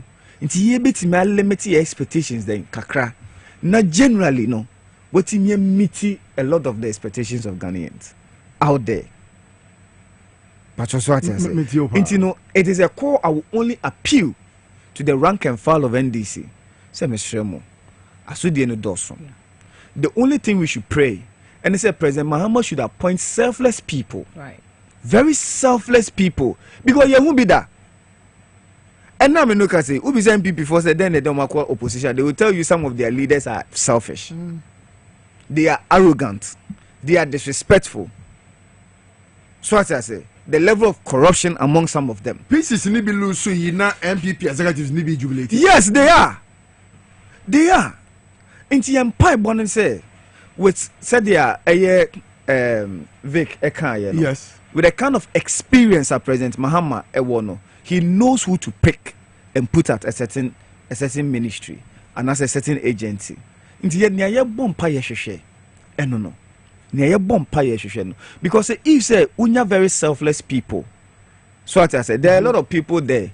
But somebody like Chief Julius Debra. Yes. I'm telling you, Jesus Christ of Nazareth. Jesus Christ of Nazareth. Indomitable. Bro, Jesus Christ of Nazareth. Somebody who has risen to this level. Yes. This level. And yes, but there's nobody in NDC who has met Chief. I'm telling you, bro, he doesn't know the common now, and he doesn't know the elite. Onim minim post on the phone no crown upon say as extension among the number of numbers I'll bet me how accommodated there. So what I say. So when we get people like that in government, in Yankofobisa, President Mahama ne breso be there. Ebeti. Ne breso beti. Na nkwa ye say ye de obi kwoto BIB na ono ni botom ni hu o ba benya na fi na kwa no ne party for sanso there. Enya problem. And the moment you lose touch with the party base I'm telling you, the party is going down. But now kwaiva. And you be na to MPP. Of course. Be na to omo no. Inti ye de ne besre and then say we understand the responsibilities. President Mahama understands the responsibility. The vice president understands the responsibility. Yes, they should also understand and know say a juma wo we need to get the job done. Very well. We need to get the job done. Intinenka enkwano na inflation abafom. Na enkwa na exchange rate aiden abafom. Money ade. For me, I know say even from a now exchange rate can even drop because of the confidence that international community in the economy because of the change of government. Yes. So as I say, and how peaceful and stable the country is. I know say there will be that. But with competent people, as I know President Mahama was assembled,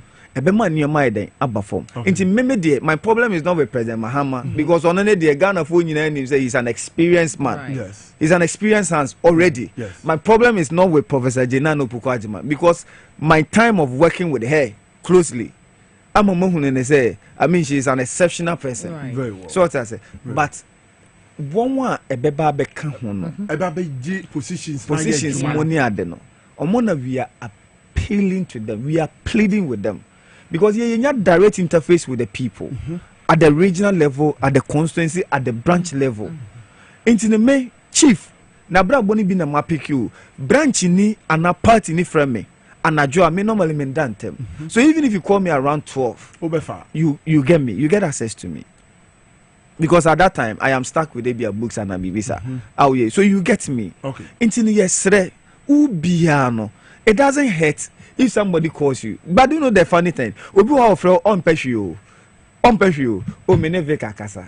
That's the only thing.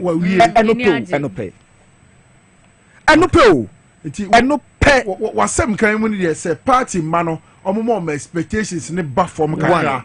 One. Very important. Yes. Yeah, limited expectations. Na ye hunu ne say adwuma kase ye eda ho.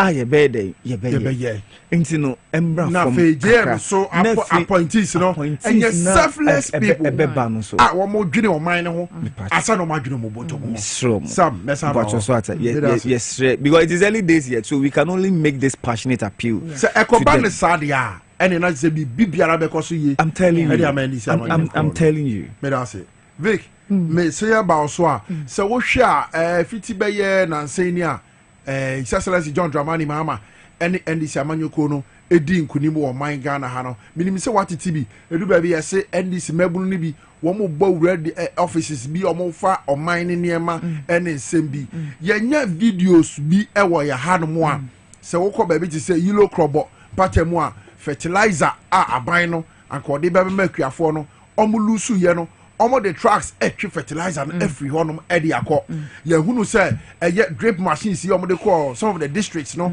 wo makofe fe sito yin ga so a wo mo di every ho ohun ni say date na abanye lusu no okọ na aban na de a ewo ho no omo pese omo sisa ne manyina peko near MPP 4 ye enye wanwa Obrempong because ye nim how a omo luti ye state funds even to the extent say enye nyame na ye adom na hang parliament yi ewo ho a nke japade ye nyina nim what went into a japade and come di fire come very simple, cry and easy. If our people on the minority side had compromised and by now Ghana me sure say be governable even for His Excellency John Dramani Mahama. So for them having this track record of stealing state properties, enya wan say omonko for no so a omo at the base no enya wan say ombe afei so no uko social media uhu the way a omonkofo ni be express pain and grievances so offer phone obefre MC on fan call. But meanwhile these were the people who did the dirty jobs for you. Omona 2020 omo call grounds ko ye mu all the work for you are mutimi etimi wie mu enya aba edinkonim enti ene offer na wonfa na sesisi ano power a change hands a ede no be so obekono no so akofa de aka usha cement ofe okoton a at least obenya bibi kakra no so they are sustaining no for the time being. Okay, you understand me chance of video bi abawe bi ka se omo ye adwuma ma omo a omo ntu omo ka I think I edweso MVP headquarters omo gina ho omo. You understand? And these are some of the things that has amounted to trust them a MPP4 no no and me boy so yen kofo ne dodo na aba so if you said they are trying to stop it Yeah. And they are not stopping it so more foul. They are stopping it by protecting it. Because near money wa and no a stepping stone MIA. Send Jerome Kaino. Asudie even though at His Excellency John Dramani Mahama so. But yeah, as elected officers now, you walk grassroots no. Usually we suffer the consequences the most. Because Bibi caught wrong, Bibi touchima, ye ne baby saying. Say Bibi and see ye ne baby saying. When it comes to vigilantism, a lot of us put our lives on the line. Look at the communication officer of Obuasi East. Do you know that guy could have been brutally murdered? Yes. He was here this morning. Yes, he could have been brutally murdered for that attempt. Military officers back catcher this will be saying when your friend was messy. Or just no say see a mood. Look at that. Into the colleagues in the on your mujina. Yes. A big IR. And it's happening across board. A see what baby MPP for no, they targeted a lot of elected officers when near ding. There was this guy, MPP for constituency secretary, one polling station, Ojinaho in full glare. And all Chesika Manko for some member Twaba. Now, when I tried to stop him, when I saw me, say I'm in court for violence.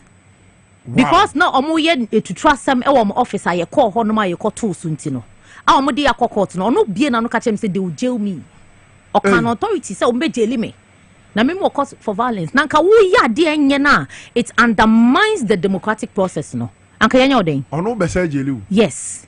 Vigilantism na ye kano ye bi wo hon menyen tokwa, but we will do anything possible to stop the process na ebe undermine your victory na ye hwehwe no. And if you can call it violence, you can call it whatever you want, but as an elected officer I am also entitled to whatever that I'm mandated to do. And miria mebua konta e dia mamenko for say adwuma ye de share won sa no wo ye kosi sen na ne esi ye se wote ye de na wotimi ye den e ye fa ho. I am proud today that I stood in for my party. I am proud today that Lydia Hassan jail. I am proud today that I went to stand before the circuit court Accra, and I am proud today say at the polling station I was ready to fight anybody who was going to compromise and as any process na I am proud, and I will do it again tomorrow. I'll do it again today. I'll do it again tomorrow. And you know, we are poised. I always kept saying this and people didn't understand it. Ejuma ye no ye nyema ye hu. Ye ya magana for. Sen committee he nyame ya madum. Anka me so me what talent be a metimi so akwa ye bibia den e de ama me ho. But we are fighting for the vulnerable and the weak in the various communities, in the various societies. We are fighting for the future of Ghana, and it is dear to our hearts. Ghana ye mame. Ghana ye mani onu so oni bie. Ghana ye ma obi bia otim no obi krafia mo no ne kra na so ono so ba ha se ya. Ghana ye ema no. Very well. So ko Nkwanta South District na drip machines ni bi ho na omakofa wo mo ni free district ho mebunu eboshi a wo mo na wo mo je ya sabri akwakodi police force sa wo se yenya yenhwe ye ne ma so ana say be ye na sabri ya wo mo ba be free abemi aban ni niema wo district offices ni ade no wo mo ntimi lutu enfenka ne o mo afade da no ya free security forces yes Endra ye organizer regional organizer Anthony Nupenu or the to your platform so say obi amfa na so nto honom no hwe say ye NDC for no ye nko fa ye hu nko hwehwe tutu asem die mu no obi anye on the alert much as he described it as such no or sanso me ati say they are talking to the law enforcement agency to do the rightful. But you see ye hu say some of these law enforcement agencies no dodo na anye ready say edwuma no ombeye. They are in bed with the party. Whether they are in bed or they are not in bed with the party, bibia ye behu bia ye from no man ba yankasa ye be stop it. We are going to stop it. When we call them, they should hurry up, because if they don't come, we will do everything possible to stop them from looting. They have looted enough, and right now, Senior Jerome Kaino, Asudia Beda, His Excellency John Dramani Mahama, so we need all the necessary apparatus, we need all the necessary logistics, we need all the necessary incomes to be able to protect the sanity of this country. And we are going to develop the communities, we are going to develop the constituencies, we are going to develop districts, we are going to develop municipals, and we are going to do whatever it takes. I was telling my MP the last time, say, you see, say, no, asudia ba beda also.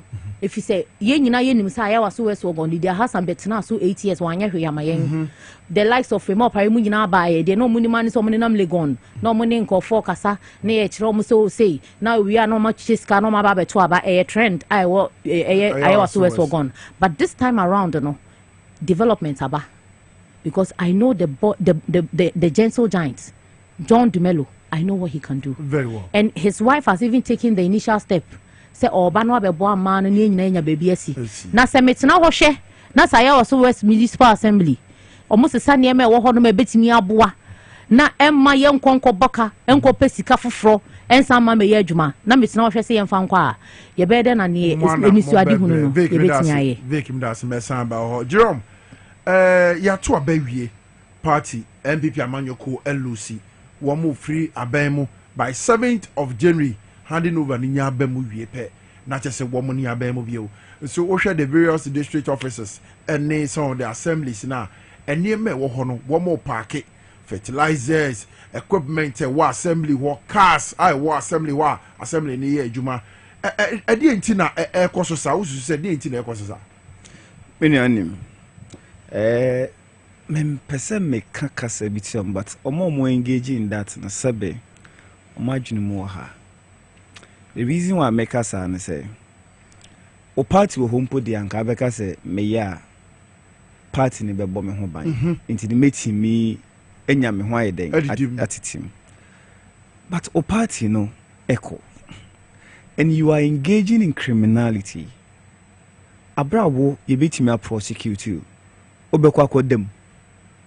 Osha kasi na damango SHS damango and omode tapoli akata ho a omode edwane dey free your friend saying the various districts. It doesn't make sense because we are why no we are the chrono now o party be sit abon ho ban say we are ban ejapade and you be prosecuted no one sounds wa ko jail say we feel say wo DCE and our party official be na sa nipa ko no wa mafia wa moawa opa share properties limited to the person even though enya the papa there but properties limited to say nipa ko no and attack it na enya bind there nso what I say in this be na wo hwe na oba na wasi be 5 bedrooms a unya ba bi na wa ko bu ba ko ani na oda ho. When you fertilizers, I want yellow crop. I want more a day track if you're correct. That's what I'm saying. It doesn't make sense. Oshana papa be by deputy minister when you buy 3 cars, unyebia, Ushiano, neba nature, stopono, sifom minchibi. So what says, limited, even though a criminal, but limited to them, but not that of the state, the government. So what says, belonging to the state, no, because I don't know kamaphobia unya ojifobia say nipa ko no ene bia wakwa gene dia e ba court krampa e bi kra nipa ko manfa kwan pa so na ye dey enya ye ntontimi mba me ye dey e me chirichiri mu papa bia nje bia wagini free and say wagini free but abind ye there sabe it doesn't make sense into your best room for their own good omunye den omu enjane sa eno mo maye say omo be fefa cars money ade akọ se wa babam no antimi amobra na wan kasa wan toka abanka ni jaye den festival yes said the beya obi fofra o besom no obetimi aye den obetimi aye but onim trucks na wo drape machines na omo fefa bi akopie wo eye your friend saying kwanta south one and na unhu bi e police stations say how much CZDC one. It doesn't make sense because you be to about only say proud to say be to about yeah President Akufo-Addo crackers be 20 for the use our presidency for what reason or crackers akabe 2 months near be to about no meanwhile so nam form be auction fofofo meanwhile won nam form o take am so adwea ekura ɛyɛ saa nkurɔfoɔ no mpanyinfoɔ no ebi na edidi aba nkɔlaa no die mu but metu nkɔlaa no from pamokyɛw emna no de okɔ a panyini na mu wa yɛ hye because the docket yɛ prepare nti o ma menya daagye mɛyɛ dɛn emedi wo akora ne dɛn wo akora n'akyi nti wobɛhu sɛ ne yɛ de wo yɛ dɛn ɛkɔ nti mesrɛw president mahama aba waba for all of us oba be ye adwuma said the akwanya na we nya wo MPP mu no oba be create that opportunity for you to take advantage and it's na 24-hour economy ba and it's na National Women's Development Bank den eba and it's na sabi we disable ayen kase kotena to good na gigi 50 pesos na we wie kura mpo anyame anya adoma cars anso ayeden abo yesi ko tertiary free unye den untua kapre enu nti na men konko engage in eye to trust because nyame ya adoma efi next year econo admission eye first year stress no stress ko na ko national apprenticeship enso eye de so all these policies would in your to our benefit I who here say you would engage in this nuisance and this kind of thing say eye na ababia sesa Ghana ha ye hu say abaya bedi so aban ko wo mo babia obo so mo hyebo ye ba appointees and now one more for buying sika ye be sometimes some bet na se na trading so okay His Excellency John Dramani mama countless times original platform so no waka this time around omo for buying sika no wo ba wo betwe o maso and now betwe o ma sika no se wo se jailer wo beko. Do you see it happening this time around? And in Crawford, Sabe Yato Abewie, no MPP for Muram, fertilizers, any other equipment or the very one of them make us say NDC. Ghana force me if we have no excuse. Okay. And one of the reasons I Ghana for Twaba, editor MPP, and they say they feel say generally MPP for Sabe for. They've stolen so much. And as such, Yamran Yanyade. Ye mo muntua hoka accounting to the sort I say muntua hoka enti ye ba ye manzo obi ti say aboa papon eda Ghana gas no kira nko akoya why wonya sa akonye ya nso no hwe still hwe nanim no put me the deep pressure ma matan hwe nanim a wonya sika kra ono se nka no first na nka onko TV so that because ye audition na sa na wako TV so nka onko TV so that nanim it me the NDC phone paying for atem na sa abo apapun we wieska you think say ye man nkokwa sa fishy deals are my ye wo Ghana gas money and you think he should go scot free? He will not so obiana ne ho bon bibia mu no trust President Mahama, trust him. Ayade say ni pakon be dey obefia dey obefiaba because ye here says it can for development.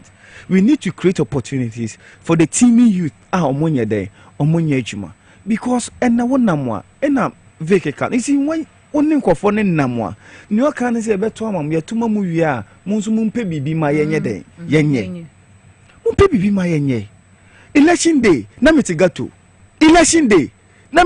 obi aminu wi da o but near nungu so now tigato you need the person's vote. Do you know what the people said? Oman kasa about to we may no as mo can say maya kwenya ni enye den yenye djuma enye den enye maya kwenya ni enye djuma nye. So I mean these are the very things are and untina me initial kasa no me say we are appealing to omo mo benya eye akwenya at the top. Say bro yes remo Bible say the Egyptians you see today you see them no more. Yes. We don't want to visit what has happened to us. We don't because near one will be there no ehum no. We don't. And again and you know a search say oye dia ope na ne hotona sabe dia yefun pa ne o me ne loyalty wo ho so say ne yefun gia ne o me intinity say Western North a omo gidie wo bigedu chema bigedu. So even in opposition otimi create akwenya at the mabunu ammonia the through education and employment ammonia there yaba power they are expecting a year more and that promise I can give them because I know the caliber of Bigedu. Oh yeah, regional chairman. I know Adjia Oyeden or as I then know I was with him. And here discussions. And I'm telling you, Papa no be recommendation Ebeboa region one uhuni say because I know the question I asked before God the man me kan wa as my business as a chairman, you need to appoint people who also see to your interest. Do you know what he said? He laughed and he said, look, my interest is number 3. The first interest is Ghanaians. The second interest is how to build the party in the region. And the last will be my interest. Very well. So what I say, this is how or arrange a interest, that order. So the interest of Ghana first, the party interest, before say me interest cry naba. And that gave me that confidence. So I'm probably papa na bo breadru, sebe kafro, and you feel no be she brase. To say ebimu no akase oba amase worth. Because the wouldn't be a regular sense me ya no isa sala na na dan kwaku fado. Media manyini me wo bia me de me wo de me did da oboa me ye okay oboa no ni ka eye munti na meba oboa oka ne keke so okasa yi ntuato oka ne keke na bibia sa ni bibia na bibia sa bi na Gabi 2016 who was Gabi he menka say no radio but now any sika ne Japandi Gabi aye no 2016 no men ho bibia mpacho so what I say but asema president Mahama Koshia clergy and clergy because the Muslims are part. Yes. As more catch on money and say, look, baby, I'm modino. Nyamiadom, even at my status as a former president, no, or mine to Yameka, or mine bomb hoka, meka, or mine best sama me, and money a honke kaho. Incident, dear, maybe I say to leave a legacy, not a legacy for men whom po and as or mine pokeke, but me ma. They didn't choose to be called Mahama. They didn't choose to be called Mahama. You chose. So you need to leave a legacy for them. Ochinebi omonama. Omonyomo to say Jankroma ibi ananko for kwa pie or more. So what I say, because their father didn't leave a good legacy. Yes. Right. But he will leave a legacy. Say ne mananam, Farida Nina onam, Sharaf. And I said the others are no case oh me papa nani osumesia they will give them the honor. Jerome Dase. So what I say. So that is what he is fighting for, and that is what Yamonswa yewo regions any constituencies are yebenya kwenya so be DC so be MC leave a legacy. Ubiti say o party NDC ne kombedo so obey join the NDC. Okay. Leave a legacy nkofo beka say President Mahama nu ne ho say o appoint wo to sa eyete bia no me dey me say me concern nyina no the trick is those people who will get the opportunity because President Mahama is one person otin kan oti Jubilee House and I say flag service into obehu ne ekoso wo say he also and I say Adabukrum he wouldn't know very well but those there. Very well. So I will come back to you near wrapping up this year. That is what we are. Very well. Vic, you'll be 2-3 minutes. The transition process so far. How do you say it? Okay. Say Bia Wama Gumu said the Bia can John Mama, the president elect, or Bet Jodnia maybe so their mom. It's now who transition process so far. Transition and even with the appointment of the co-chair. Honorable Julius Debrano. Chief, yeah. Adiebia, Emma in Cranche. Two means woman, Emma in that so transition team. Because this is a man that has left a legacy. Julius Debra is a man that is for the people. And he has stood the test of time and he has always been a strategic player. He has done a lot in terms of victory. But and you see, interestingly, the first time I heard him speak is that acceptance speech. Yeah. And you could see the excitement in his heart. And this is a man that has lost so much at the peril of or at the advancement of our victory. Yes. But you could see say nakumemono the openono. This is a people's person. And I want to congratulate him and also thank His Excellency John Dramani Mahama for choosing him. Very well. And also, Nipe woman, Dr. Valerie Sawyer. She's also a very, she's a giver. Yeah. She's a crazy giver. Wow. And Greater Accra Women's Wing and even some other regions, we benefited so much from her benevolence. And we know that Yadakra Yada. You see, these are the kind of people we are looking for in the government. Yes. His Excellency John Dramani Mahama, we are appealing to him. We need people that can be able to push the policies now or debano. You see, it's not about say but we are talking about people that can understand the policy, the roadmap now. His Excellency John Dramani Mahama Ediabre, if it is apprenticeship program, how well are the leaders? If a MC a quite ben so and a MC na be selecting us, quite ben so no be faso, send a be biemu. Na obi etiminya access. National Women's Bank, why near didn't be in charge? That person should be a person that would also see to the average Ghanaian say, or so in Sabedin, a bekasi can be obese media age. My year qua prono, and Pepe me catch a man say, yet the National Women's Bank eba. Yebeko ko pribidi aba ye district ye municipality but oko bobesiane abomodiane den netria ye no crebe lot of them saw reason with me utria we are say sika na na ebenyane aiden ye di bi so akwakodie edwuma no much as we are talking about the leadership no so no we should also talk about the people that always approach leadership ya elect obi enunti na wo say de bia wo sori na otini fie gate ano de bia so na kotane office na say chinchine twan because you are appointing into no e was sometimes no ye nipa na na de burdens appointees ne so because you are appointing no enyo nunti no e was say nipa no yes e was say nipa no ye pe kwan bia so ye den ye bone form ye tumre ni ye trase enti no mesre say ye grassroots for no baby adun yenya abutre whoever will be appointed no from the transition team His Excellency John Mahama are selected with Mahama Yariga money the likes of them General Sedin Ketiamo definitely no I know General Sedin Ketia we know what he can do as far as getting things to the grassroots. He's a grassroots man. Until there's no way General Betina ho say and never been there and touch him. Very well. You mudu do na nya butre ema a transition a processes of appointments no.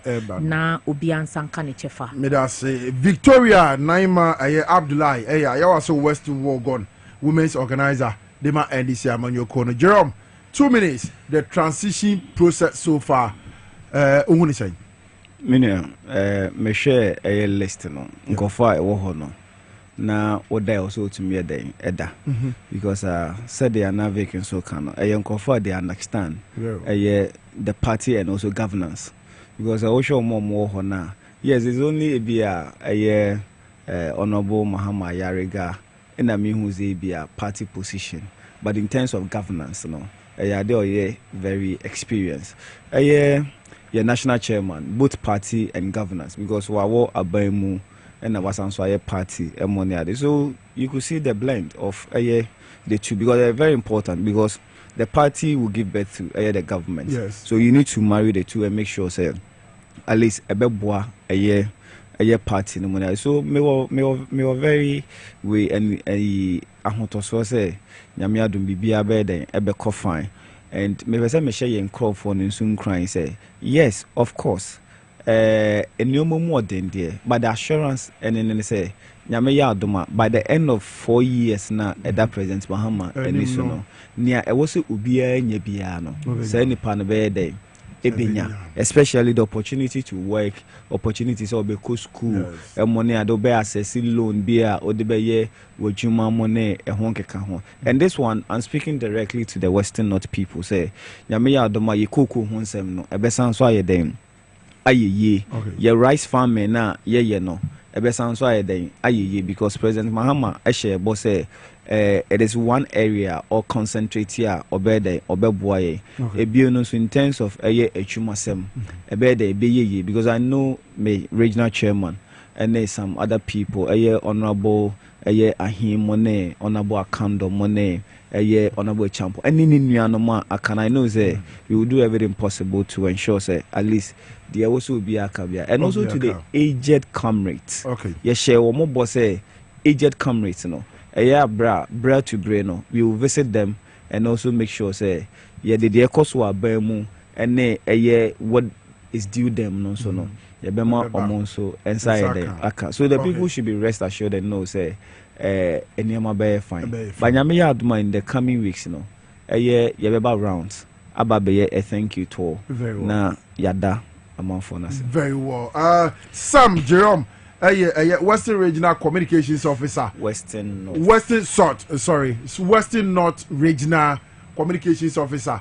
Edema NDC Amanyoko na wotenenka sɛ ɛnɛ ɔne Victoria Naima Abdullahi ɔma bɛka yɛn so fidie mu ɔman na tena ase yakasa de afa ɔman Ghana ho abusua Dwabo Ase dwumadie ana ɛnɛ nso yɛbɔ mmɔden de bɛsom ɛwɔ Power 97.9 FM na afei TV SYZ midi deɛ nke Obrempong me na metra ɛyɛ dwumadie so ɛnɛ ɛde ma Kwame menka Nyankopɔn yɛ adom ɔkyena ɛbɔ anɔpa 6 am kɔpem sɛ 10 bɛbɔ sɛ yɛ ano ka na hyɛ no so si ɛne wo ne bɛsɛ yɛde dwumadie abom saa bere deɛ mesɔre so na adwumanie Power nie mid morning powerful mid morning no watimi aba na ɔde aba bɛsom makra mo